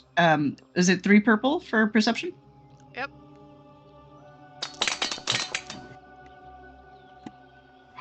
Oof. Mindy, these things that you immediately feel this reaction against, because these are not humanoids. These are not people that you can heal. And in fact, they're using body parts, and there is something, I imagine, for a medical droid that is inherently against the idea of using body parts in such a way. But as you're watching these things come closer and closer, there is a little logic tick in the back of your head that you realize the movements are evening out a little bit. It's less shambling and off balance and more upright. And you have the sudden realization that you know these movements. These things are copying the stride and pace and function of these people that you're surrounded by, this crew.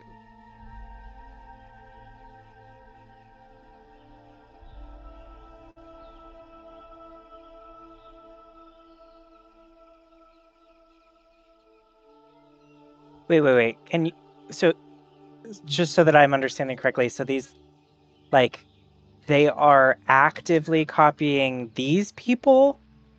Not in like the moment, but like you realize one is walking just like if you would walk. One is walking like Tia would. Hmm. They are mimicking the motor function. Mm-hmm. Okay, so it's like No monkey mirrors. see, monkey do. A little bit. And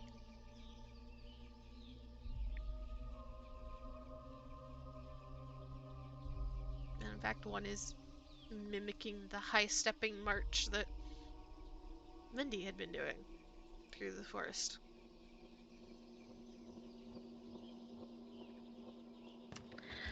Guys, I don't like this. Kane will say to no one in particular, but hopes that someone has an answer. He will just kind of say, "What are these?"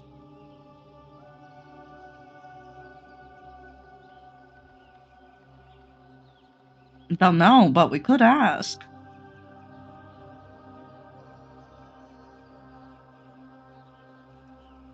Kane seems hesitant at that idea, but that really is the most direct route to figure out what they are. I mean, you were able to communicate before. Do it again, big man. If he looks at Keen, nods. You want me to do it, or you got this? I think I have this. If he claps him on the shoulder, that's right, you've got this.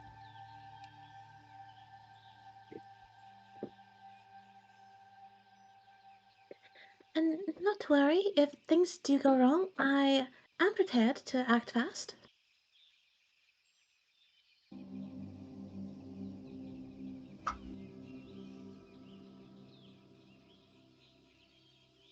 Okay, I guess we're gonna meet with the jungle things.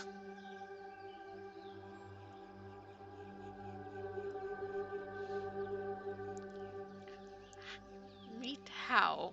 What does this meet? Kane will like walk to meet them in the middle.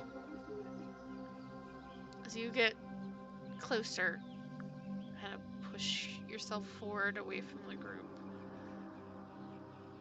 One mimics you, Hmm. going a little ahead the others. It's wobbly. It's not quite sure on its feet. And you can see as it takes a step trying to kind of mimic your speed and your stride and starts to tilt to one side. The vine and fungi that hold this together shift and redistribute themselves and rebalance. And the more it walks, the more stable it seems to become.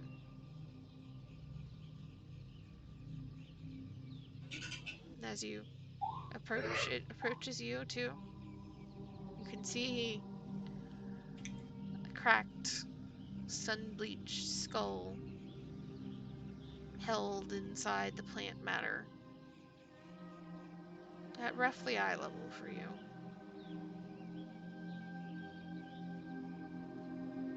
And as you look down, you see old pieces of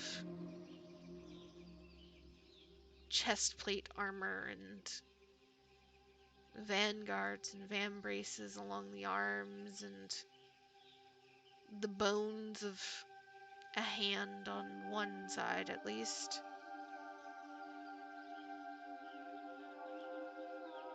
What do you do? Kane will walk up to meet it and then stop so that they're in the middle. And he'll just look at it up and down. He's nervous by it, just by virtue of the way it fucking looks. But he will hesitantly lift a hand and say, hello. And he'll extend a hand in greeting. My name is Kane. It mimics your motions of lifting a hand, extending a hand. Clearly doesn't know what the motions themselves mean.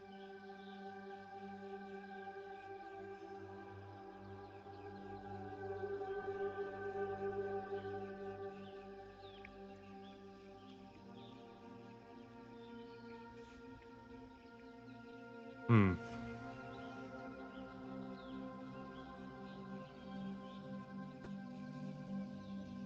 So Kane, it just holds its hand out, but it doesn't take his hand to shake.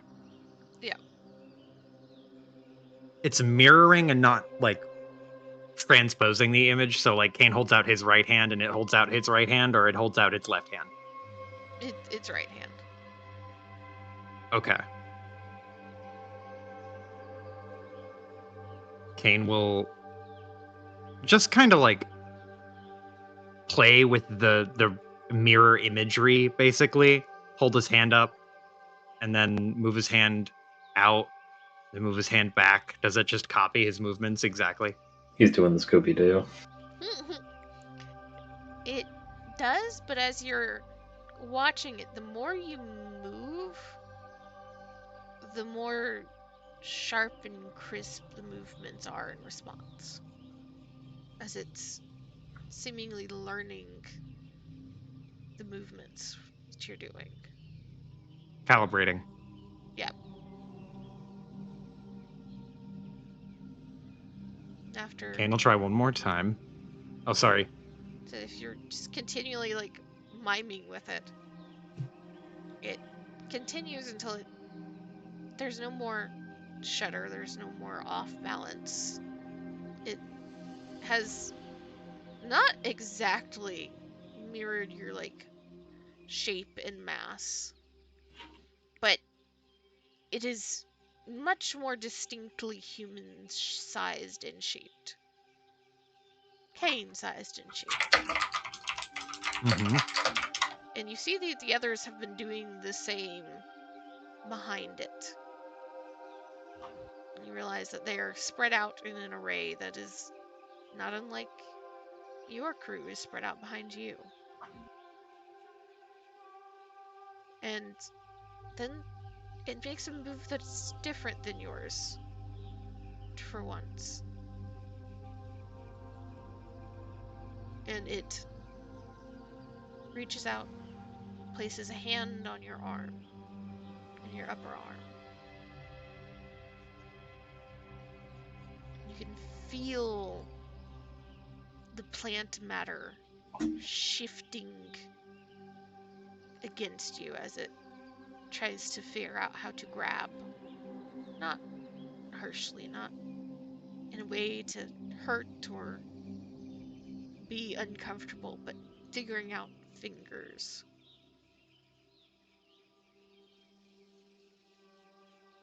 And there's just a little push. Same kind of force of the vines earlier bringing you to this place. Towards one of the pitcher plants. The one that unfurled a petal towards you.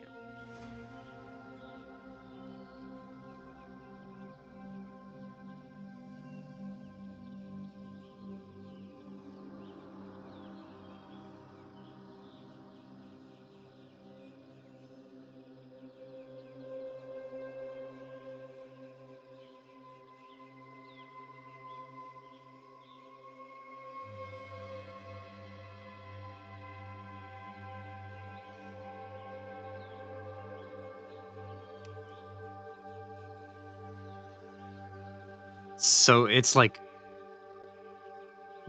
wanting Kane to go to the pitcher plant that he was standing at before. Yeah, that Or you is had this a different started to head towards. Okay. Kane will walk to it and like look at this creature as kind of expecting that it would walk alongside him. It does. It follows right behind. And as you I assume slow as you get closer, Yeah. it once again kind of lifts a hand and places it on your upper arm or on your shoulder and nudges you towards the unfurled petal. And all of you have these figures moving towards you, reaching out towards each of you.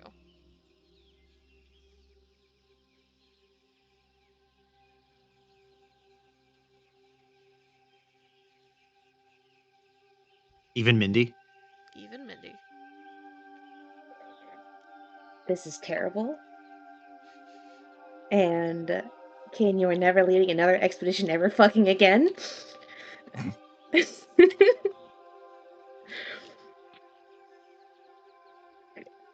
But okay, sure. Why not? Is Gun the at the ready. Go ahead. is the iffy plant person thing also arm fucked? It is not moving the arm that you tend not to move. It is not cradling it like you would tend to. But its arm is just kind of remaining at its side. It knows that there's an arm there, but it's not moving it. These things are interesting.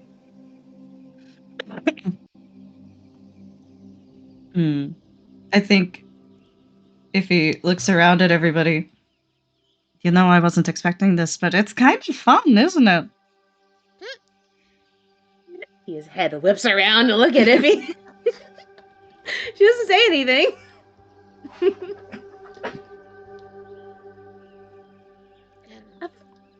And all of you end up with these things that reach out and grab, and they start to point you and try to nudge you towards different pictures.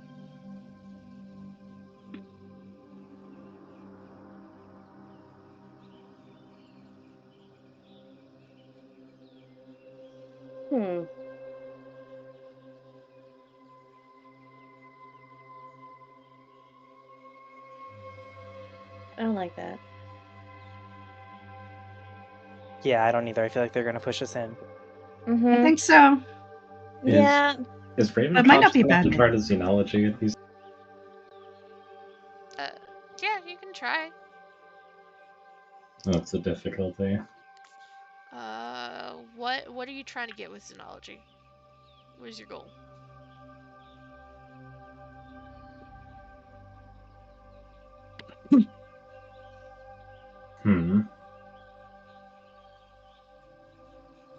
What is the driving force of these things?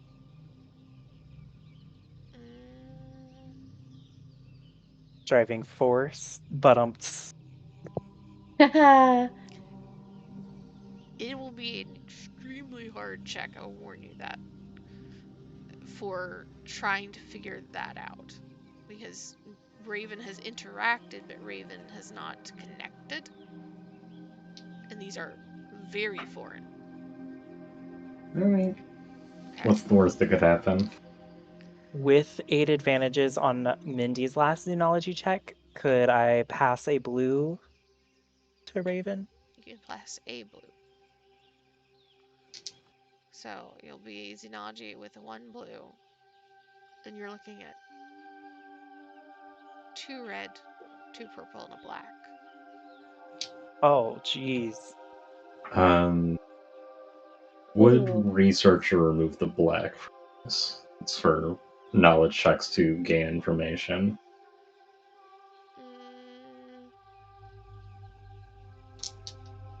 I'd allow it. Alright, boys, can I use a light side point? Well, I Yeah, mean, please. you can use a light side point to re-roll too. Like you Right. just yeah. Notably, I didn't roll. I rolled for you. Oh. We fixed that problem at the start.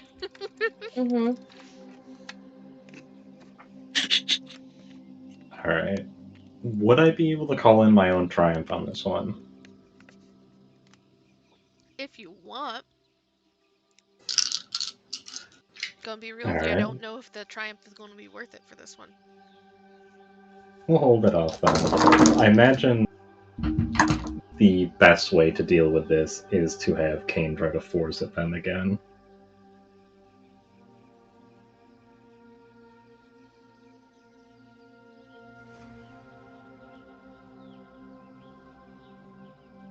Uh, 2 success, 4 threat. So you're trying to figure out what is going on. You kind of look at the plant matter these things are made of. Look around and you realize that they are very distinctly made of plant matter that looks like it has come from this area. These are definitely connected to or controlled by or associated with these pitcher plants and vines. And as various members of the party get close enough to these individual pitcher plants, every single one unfurls a petal, essentially creating a walkway or creating an opening to the pitcher inside. So you know for certain that these are probably trying to get everybody to go inside. Anglerfish vibes. You are still not 100% certain as to the why. Could it be trying to eat, perhaps? Could it be trying to do something else, perhaps? That is still uncertain because there has not been any violent nor really forcefulness about it. Where other plants that you've heard of would have restricted movement for the moment people moved away. So, like, Kane was heading towards the one he's heading towards right now, but just turned and walked towards these things instead. He wasn't stopped. Hmm. So there's a confusion there for you still.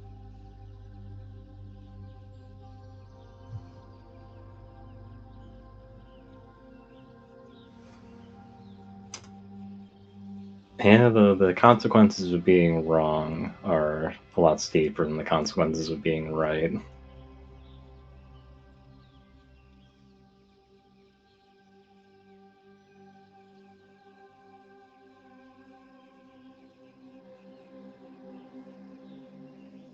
Uh, they'll try to get Kane on comms. Yep, you can do that with any issue. He's not too far away from you. Kane, Yes. if you can communicate with them, I think you should do that before we enter the pictures. I can't be certain, but looking at them, it's possible this is a form of reproduction. Oh. Let me try. And Kane will try to use the force to connect with these creatures. To suss out like what they want from us. That'll be 3 purple. Uh, Roll. can I give him the triumph on this one? If you'd like to. Take a triumph. I get a free triumph? Mm-hmm. Mm-hmm. Hmm. I feel like this is pretty important. What the fuck do these guys want? I needed it. That'll count as your success. Is you do you reach out just with the force, or does he grab for something? He will touch the creature's touching his arm. Yeah. So he'll just reach out with the force to like understand the creature like, hey, what do you want from us? And or better yet, what are you trying to do? To reach out, you can feel that vast alien sentience. And again, there's that moment of poking and prodding both ways, trying to figure out how to communicate, trying to figure out how to connect. When it is finally connected, you kind of push forth that idea of questioning, of confusion. And you once again get flooded by the sensation of damage and then growth, and then damage and then growth. But this time, that one of the sensations that you gave it before of being hurt is intermingled.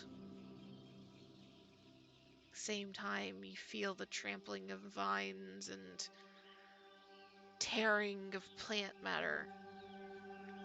You feel that pain, and then you feel growth. You feel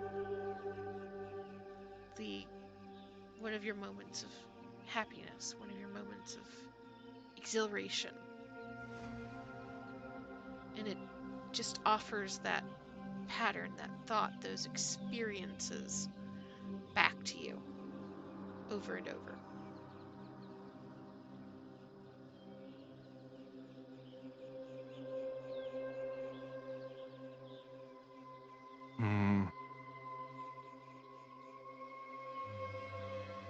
And it just wants me to get in this fucking plan, huh? That's what it seems like. Kane is not getting the type of understandable answers he's hoping for, and it's making him more and more antsy. And he will take one step towards getting into the plant, and his left hand will like twitch, and he'll reach his hand into the pouch where he keeps the little thing that holds the red crystal. And he's just gonna hold it. But he will step into the plant. Into the picture. Yeah. You step inside. The human-like creature lets you go. And as you step inside, you're immediately sunk out up to your mid-calf in that golden iridescent sap. And the petal starts to kind of close back up so that the picture is full and round around you. It's slow, but as you're inside, you are completely overwhelmed by that scent of incense and tea and home. And you start to feel a little bit of a tingling in your feet and your legs that are sunk into the sap. And at first, it's the knee-jerk reaction of, oh God, what is it? And then you realize all of the pain and aching of walking and being on your feet the entire day so far, of climbing and tripping on occasion and getting hung up on plants and roots, has disappeared. Feels like you just woke up and hell, like you just went to the spa and had your feet soaked, and it's almost rejuvenating.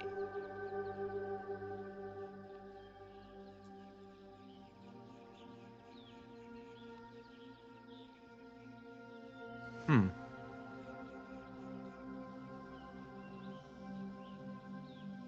Kane is going to reach down and dip 2 fingers into that like goldeny liquid. And it smells like the tea house. It smells like that, right? Yep. When he holds it to his nose. Yep. He will taste it. Did you have any cuts or wounds or aches in those fingers? I imagine like general hiking fatigue, but no, he didn't actually have any wounds or strain. Fingers start to feel that same tingling sensation as your feet. And as you kind of look at them, it kind of seeps into your gloves. You feel like there's something different with your hands. You kind of rub your thumb along your fingers and you realize the calluses that you had feel softer.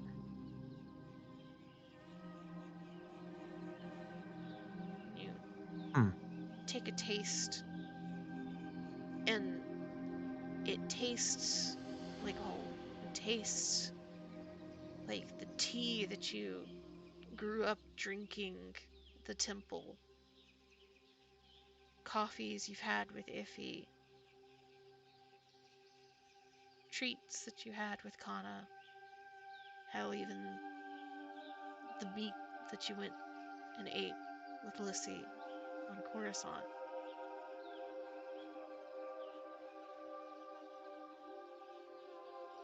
And it feels almost immediately like you have had all of your thirst quenched.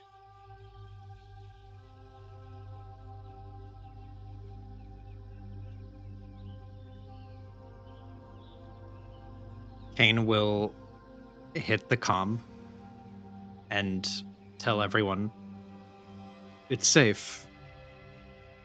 It's relaxing and rejuvenating.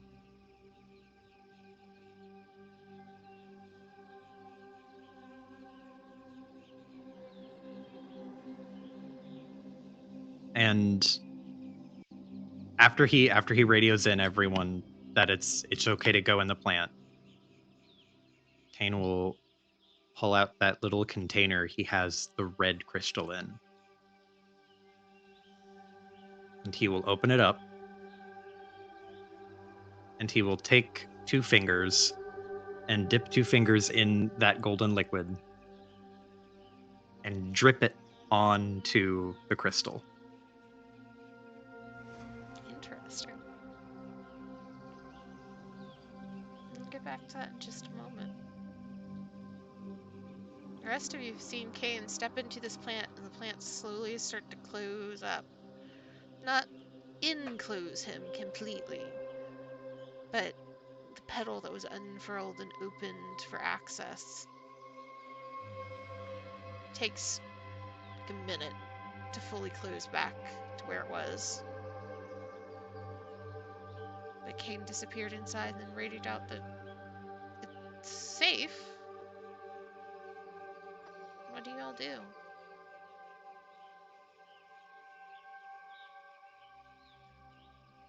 Evaluating how much do I trust Kane? Iffy trusts him completely. She's heading toward the plant. Oh God. Aw. Aw. And she went for Tia's hand. So Oh, you may sorry. be pulled along.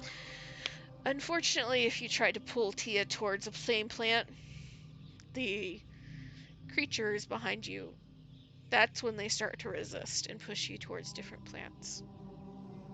That's fine.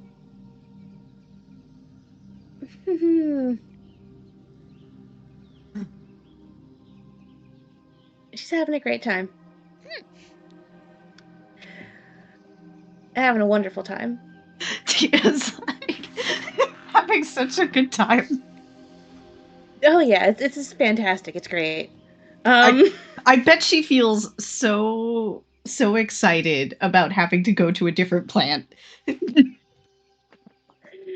Yep. She will just okay. Deep breaths. I'm so cool. I'm the chillest person on the planet, in fact. Yeah, no, cool. Thumbs up.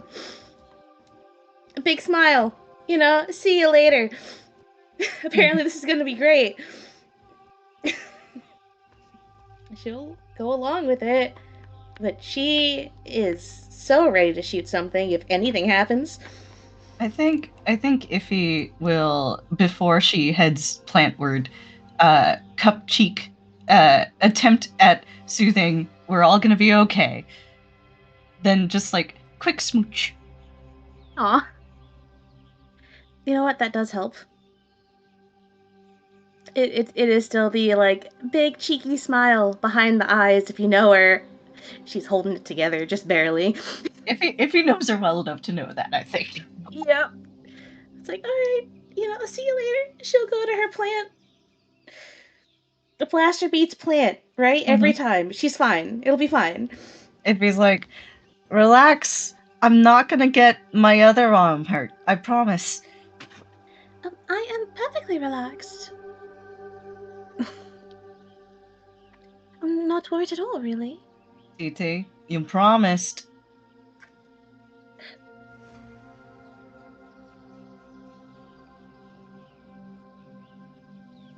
She just shuts her mouth and just goes into the plant.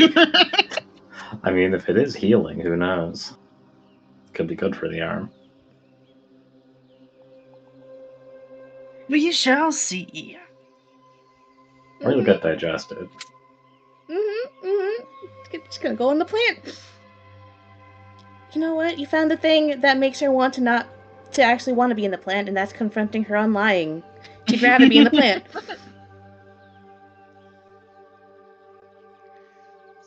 Sounds like Tia's going in, Iffy's going in. Raven. They're less than enthusiastic about it, but they're too nervous to actually voice their discontent. They're going. Mindy.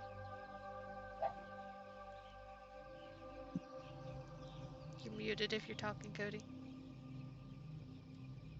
Mindy, seeing everyone else get in, will get in, although, she's a little worried about rusting, but it's fine. Monkey see, monkey do. Slowly, one by one, you all step into the plant and see the petals start to lift back up, forming into the picture around you. And for the humanoids in the group, as you step in, immediately finding yourself calf deep, knee deep for Raven in the kind of thick, viscous golden liquid inside. You all feel that same tingling sensation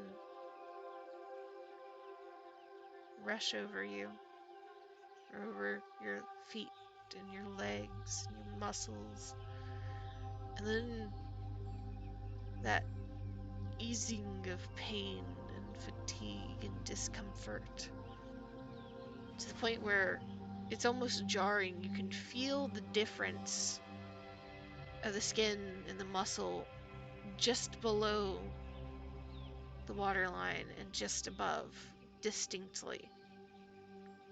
And so in some cases feels almost more uncomfortable, more out of place than the fatigue and pains that you already had. That just jump of pain and discomfort immediately over this line. And for Mindy, as you step in, you feel liquid ooze in and around the various metal pieces and hydraulics. And you don't have a sensation like the others. You don't have fatigue. But you do have some diagnostics. And you can see the numbers starting to shift. You're not exactly sure in what direction, though. It seems to be doing something, reacting somehow with your metal.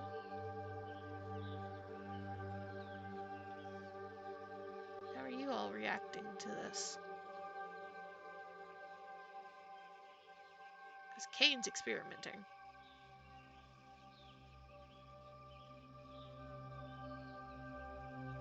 So it's this sense of rejuvenation that's like almost suspicious in how fast it happens. Not suspicion necessarily. It's like you get that tingling sensation of like almost like your body awakening, your arm falling asleep and then suddenly getting the blood rushing back in. And as the tingling sensation fades, the rejuvenation kicks in. Mm. The pain disappears. How does it feel for Ify's arm? Does she stick her arm in? Well, she's in the plant. I told you, it's like when you step in at the moment. Oh. It's like at your calves. Oh, okay. Sorry, my bad. I misunderstood. You're good. If you will step in further to the plant, I think. I think that she hesitates for only like a little bit because she's running the numbers in her head and she's like, okay, odds of this being very bad. Odds of this being actually kind of interesting. Kane said it was fine. This is a weird sensation. I've never really felt this before. I think Iffy is enough of a risk taker once she understands what she's getting into that she's like, yeah, I'll do this. So once she's committed, she's fully committed. To crouch down and plunge your arm into the sap. As you do, at first it feels like nothing. Then you suddenly realize that you're feeling sensation in your arm and you've only felt discomfort and pain for these recent weeks. Jesus. Sorry. That's okay.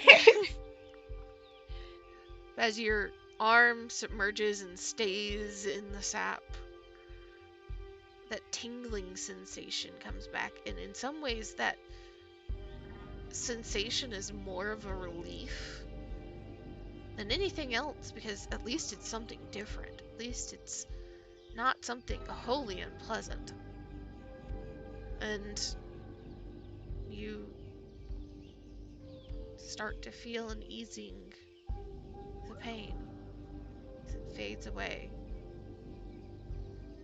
And you kind of experimentally try to flex your fingers, and though you feel the muscle resistance where damaged nerve and muscle is not allowing it to move properly, the shooting pain of the movement doesn't come.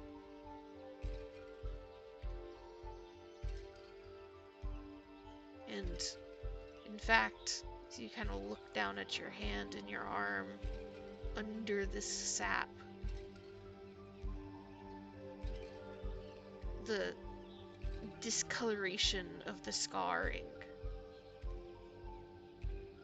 fades ever so slightly.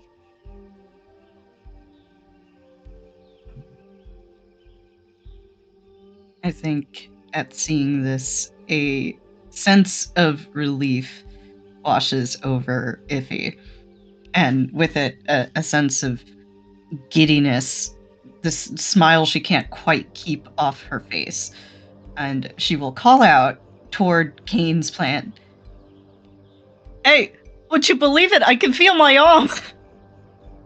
And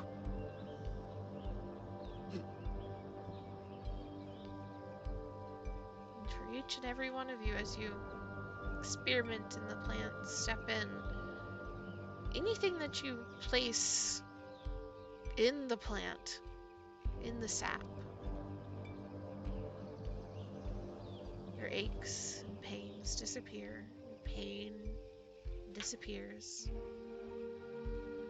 and in some cases, even the outward signs of the damage done to your body begins to lessen.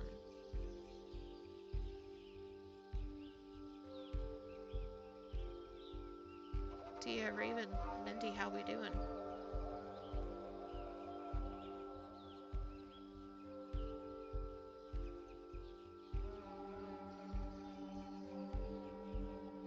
Oh, Doing nothing. Okay. no, sorry. I didn't realize my mic was off.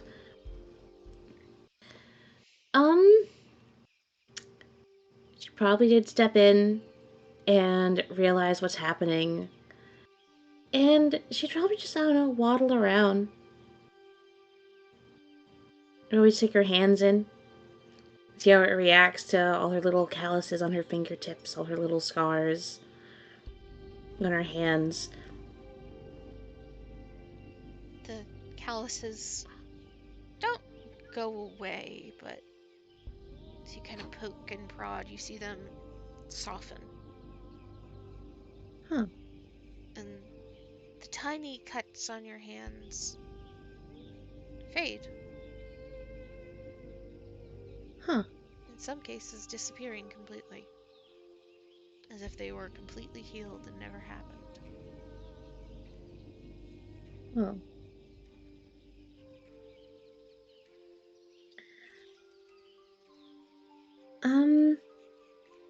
I feel like she'd wipe the sap off her hands because the calluses are there for a reason. She doesn't want to have to get new ones.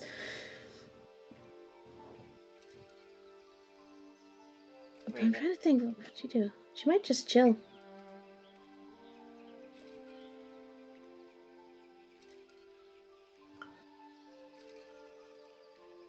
Raven's like a shy kid at a party and is kind of just like huddled at one end of the plant.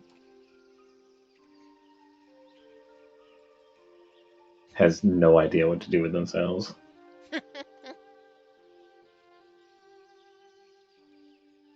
Mindy, as you're running your numbers, you realize that Mindy has been well maintained both by those around her and herself.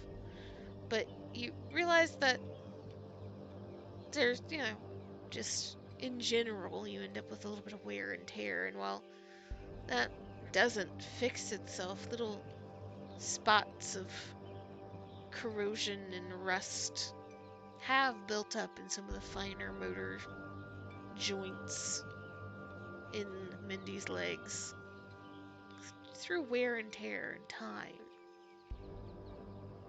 But the corrosion itself seems to be being eaten away, slowly but surely, by the sap. Tiniest bubbles floating out from where it's disappearing.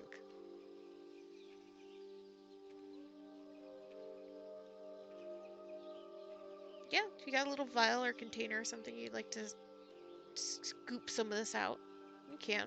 There's nothing stopping you. And come back to Kane, who has poured a little bit of this over the red crystal, the bloodied crystal.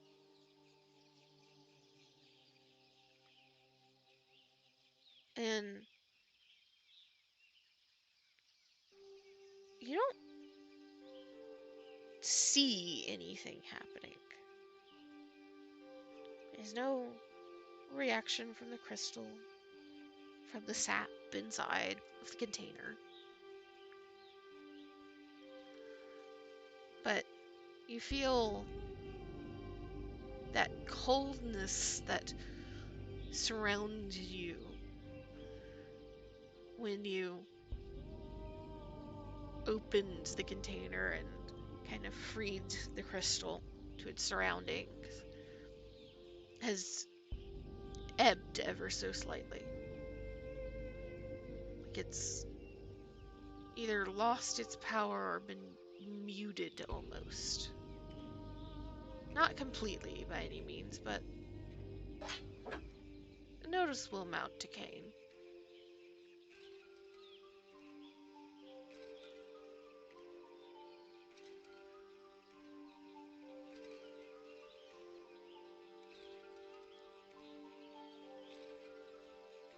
As all of you are in this plant, you realize that ever so slowly, the sap is rising in level as you're standing in there. Going up over your calves and your knees, up your thighs. The pitchers seem to be filling.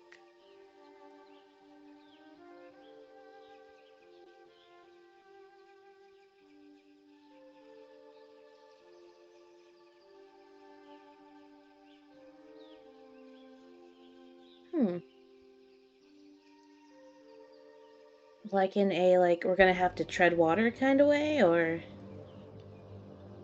Well, not right now. eventually? Okay. Yeah, I mean, Kane's gonna let it fill up. He's not worried. yeah, because, like, the top's open, right? Mm-hmm. Yeah. Teal just let it fill up. She's more obsessed with the smell than anything. Literally, like, world of soup. You are the soup. That was the plot twist.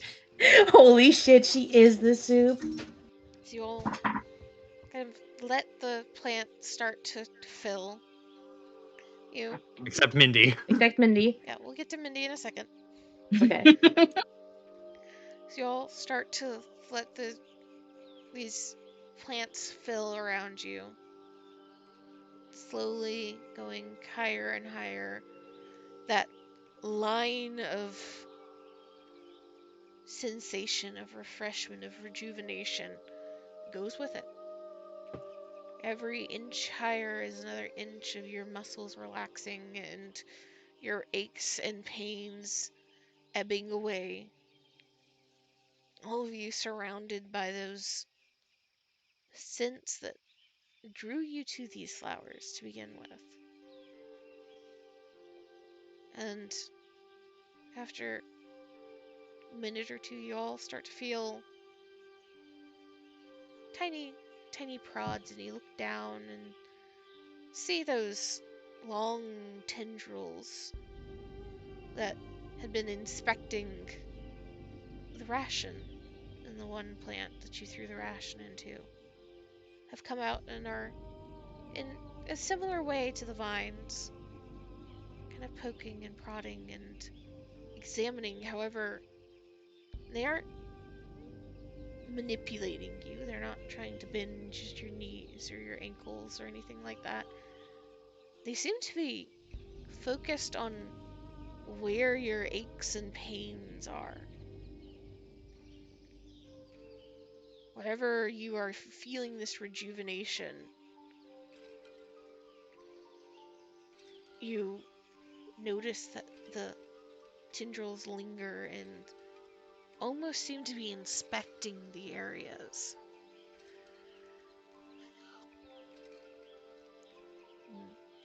Mindy, how are you trying to get out?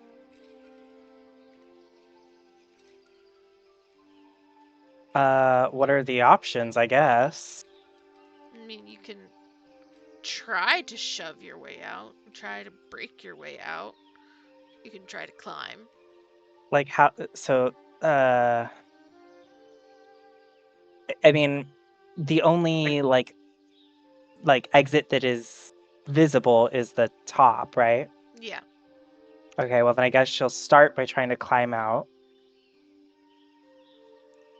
To start to try and climb. Give me either an athletics or a coordination at 3. Okay, well, Oh, this is not you've gonna got go well. me. Oh, sorry. I'm sorry, Mindy. You're They in are the soup now. pain. So you said 3 purple? Yep. The gods are with me tonight, y'all. Holy Truly. shit! So you Truly I have never tell me passed the 3 odds. checks that I should not have passed. reach up and manage to hook your fingers over the edge of one of the petals. You kind of start to scramble your way up. And you kind of heave your top half over. But as you're starting to try and consider, like, okay, how do I get from this point where I am bent over the side of this petal? Do I just, like, let myself tumble to the ground and just, like, exist on the ground for a minute? Can I swing myself in such a way that I can kind of gracefully do this? So you're pausing because, correct me if I'm wrong, Mindy has probably not climbed a lot of shit in her life. Oh no, definitely not. Not a climber. So she's reached a point where she has never really been before and is having to consider physics in a way she's never had to consider it before. You feel those tendrils on your legs where they are still pressed against the petals. And they are wrapping around your legs, holding you.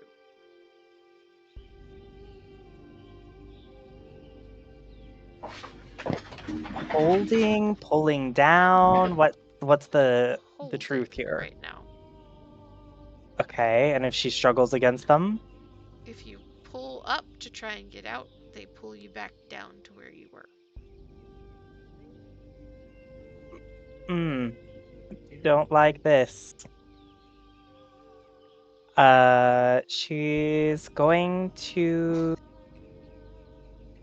I mean, are the comms working in here? Like, she will radio to everyone and in glorious detail explain how the plants are trying to kill her.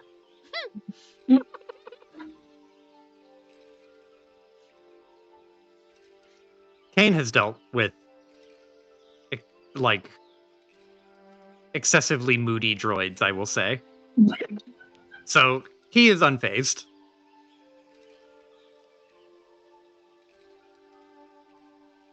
I think Mindy says that, and Iffy in her plant kind of just like squints. Are you sure about that? They will not let me leave.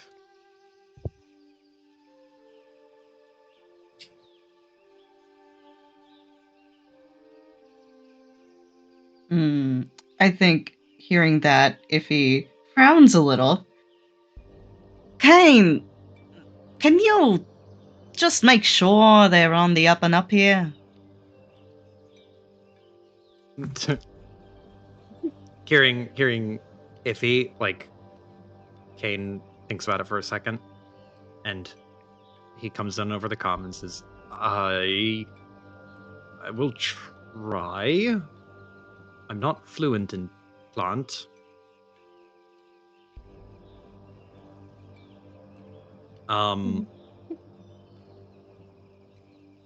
There's no vines in that are like grabbing Kane right now, are there? Oh, they're like grabbing, or like, well, not grabbing, but like they're all like prodding all of you at this point. Inspecting all Just of poking? you. And kind of poking at where you were or where you were in pain. Kane will grab one of the vines. Not like grip it, death grip it, or snatch it, but like he'll reach down and wrap his fingers around it. Are you trying to go for the force again? He's gonna try to connect to the network. He's gonna try to access the internet. As you The planternet. Checking in again. Reach out to with the force to these, you find it almost amazingly fast to sink back into that ocean. And again, you feel that curiosity or something close to it. Kane is going to try to visualize Mindy and to visualize Mindy exiting the plant or the plant releasing Mindy. Something to that effect.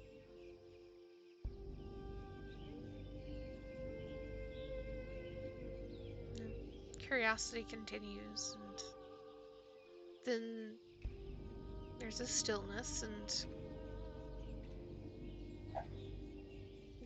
a shift you're not certain of, but maybe confusion. And Kane's smart enough to realize they don't understand visual input. They don't have eyes.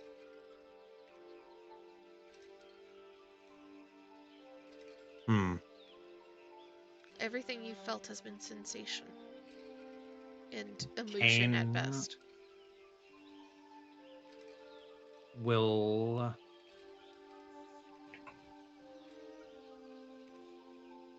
he will visualize, or not visualize, he will like imagine the vines grabbing on, like Mindy described it, so he will visualize or like imagine the sensation of Mindy being grabbed by the vines, and he will change that like imagined thing. I'm trying to avoid saying image because it's not an image, it's like a whole made up internal thought. But he will change this scene such that the vines are gripping really tightly and then they slowly let go and then they release.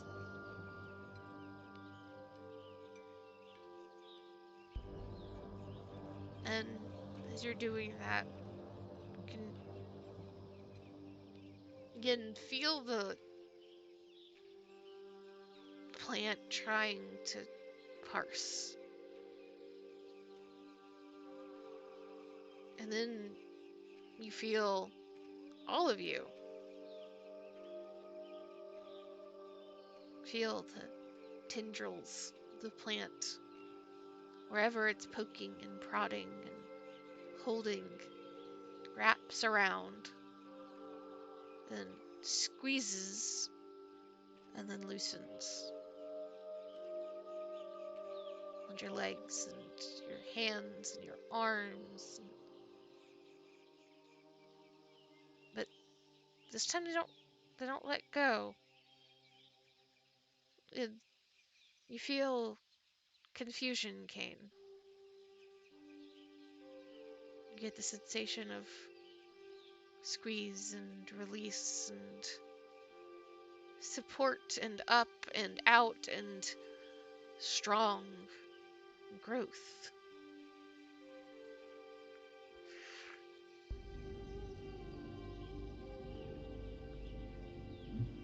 Confusion.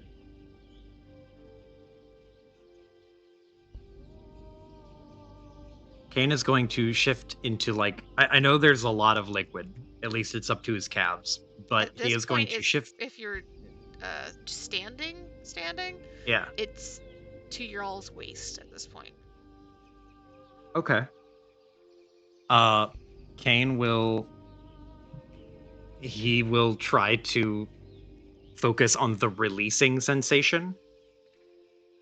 Like, do not constrict, just release.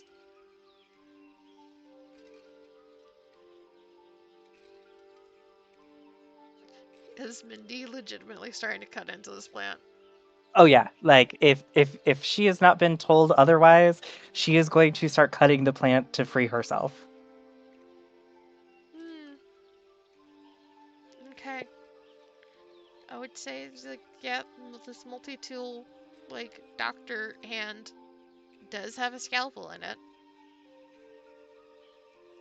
And you slice into this petal, or into these tendrils, You slice one, you slice two, it's not a response.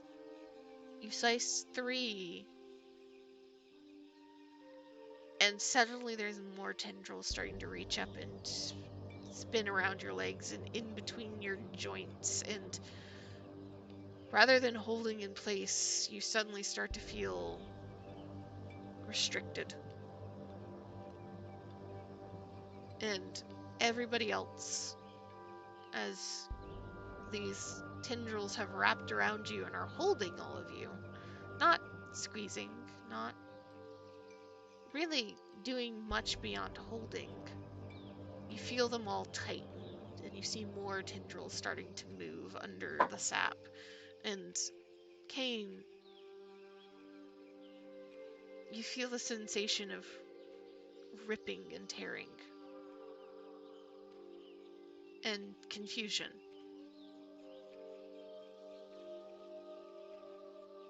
Kane is gonna double down and like he's confused about why there's ripping and tearing. Like he has no idea, so he's just like, what? No, just let go. Like the feeling of letting go, not tightening vine, releasing vine. No tighten vine.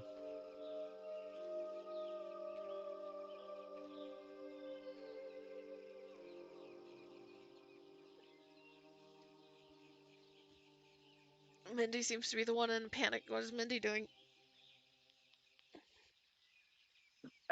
I mean, has anyone else said anything on comms? If not, she's still struggling, fearing for her life.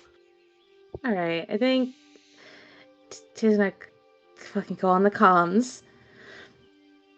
It's like it's been silent, right? It's like, all right. Any updates? Things are okay. Quick question, DM: is everyone getting like tightened slightly, or is it just Yes. Mindy? Everyone. Okay. All right. Go on the comms. All right. So there seem to be some developments happening. Is anything happening over there? Kane is trying to focus, but he breaks his focus to go onto the comms, and he's like, I'm trying to communicate to it. It seems to be in pain and it's confused. I'm just trying to get it to let go, to release. Pain? Why is it in pain? I don't know. communicated I wanted it to be let go. What? Mindy, I'm what happened? I cut the tendrils. I think we found the answer. Don't cut anymore. Just give me a minute. I can fix this.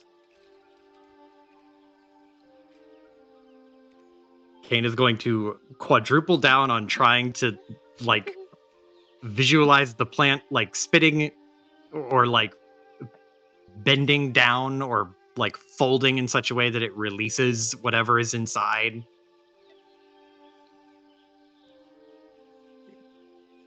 And Teal's gonna stay on the comms with Mindy. It's like, okay, we are going to not do anything.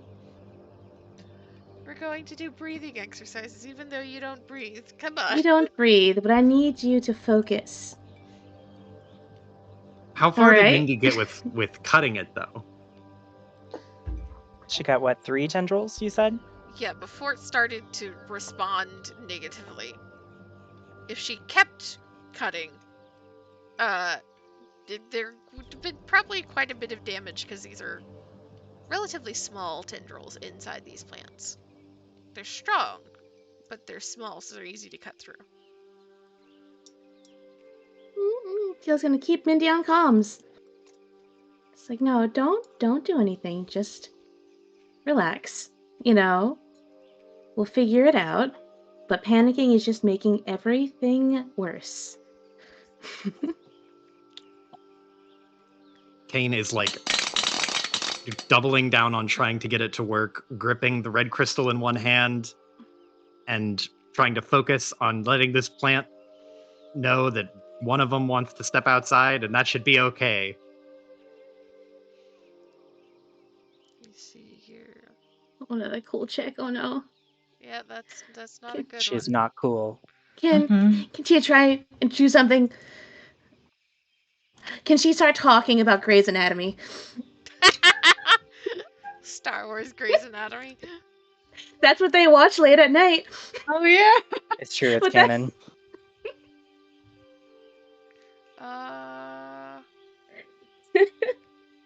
Yeah, re-roll that with a blue. I don't know if that's gonna be helpful for you, but maybe. Nope, that just makes it worse. Ah, Oh no. no. Oh You happen to no. bring up the one episode where there's a plant off to the side. In the background. In the background of the scene, there's a potted plant. Yes. Kane, roll Oh, me God. Oh, man. your force at Mm-hmm. 3 and a black. 3 and a black. I don't know how force die really work in this. Well, your force Like, Force check. Force yeah. skill. Yeah. Okay. Nope. You're just getting more confusion and more pain, and you have struggled to understand this plant this entire time, but this is the closest you think you've come to understanding. It is genuinely confused and upset because it is being hurt, and it is responding in kind. The tendrils that have wrapped around all of you are no longer just holding you, they're starting to become uncomfortable as more and more wrap around and are just holding and squeezing as This it's is not great. trying to wrap around and restrict more and more what it can reach of Mindy to stop Mindy. Oh boy. Joe, would it be all right with you? And Z, if this is allowed, can I attempt a backup force? What is that? Explain to me I how just, you'd like to try this. I think that in terms of like being able to access the force or whatever, the combination of being in a camping setting plus this genuine relief if he feels from the pain in her arm being lessened for a bit, I think that if it would be easier for her to reach for the force at any time, it would probably be like really easy for her now. She's very calm, or was until all of this happened. How would she be trying to reach the force then? Well, I think that she wouldn't think of it that way. She would think of it as just like trying to soothe the plant. Like she's trying to talk the plant down, I think. And she's trying to, as she's doing that, get a feel for what's going on with the plant. And the same way that you would talk to like a dog that is, being scary because it's afraid, that's the way she's talking to the plant. So you can roll me a force at 3 purple. All right. Joe, would that be all right with you too? I don't want to like bogart your lead here. No, it's all right. Okay. 3 purple, you said? I won't spend a light side point. We'll see. Okay. So you start to try and imagine chatter at this. Reaching out and touching the insides of the petals and the tendrils, and perhaps to some degree kind of trying to loosen the tendrils without yanking them away. You begin to feel more like there's somebody nearby. There's a presence near you. Something powerful, vast, but you not losing yourself in it like Cain did. But you start to get that sensation, and in the back of your mind, you feel like there's something there that's not supposed to be there, that's not usually there, and you get the kind of ghostly sensation of cutting and tearing and ripping and confusion.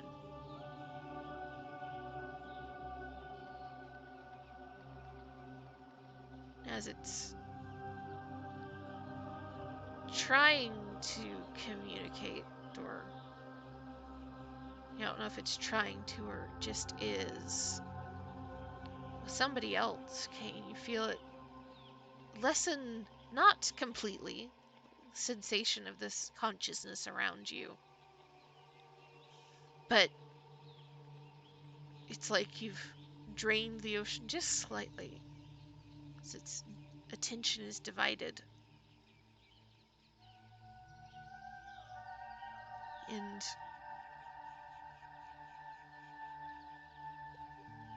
the confusion lessens ever so slightly.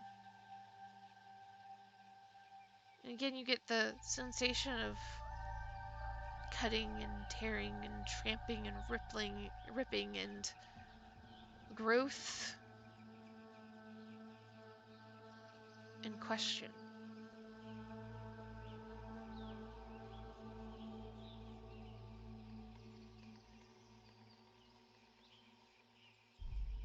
Growth and question. How are we feeling, gang? I mean, Kane's still trying to get it to understand, like, let go. Like, Mhm. just don't. No growth. Release. Hmm. Let go. Let it go. Let it grow. Perhaps not let it grow. So as we near midnight, Do we need to cut it off here so y'all can go to bed? I'm okay with you continuing. I should probably try to sleep. I've got to go to bed too. Okay, so we shall pause it here Mhm. and pick up with this next time. An interesting conundrum we found ourselves in. Thank you for watching, Jedi. So you said we get experience.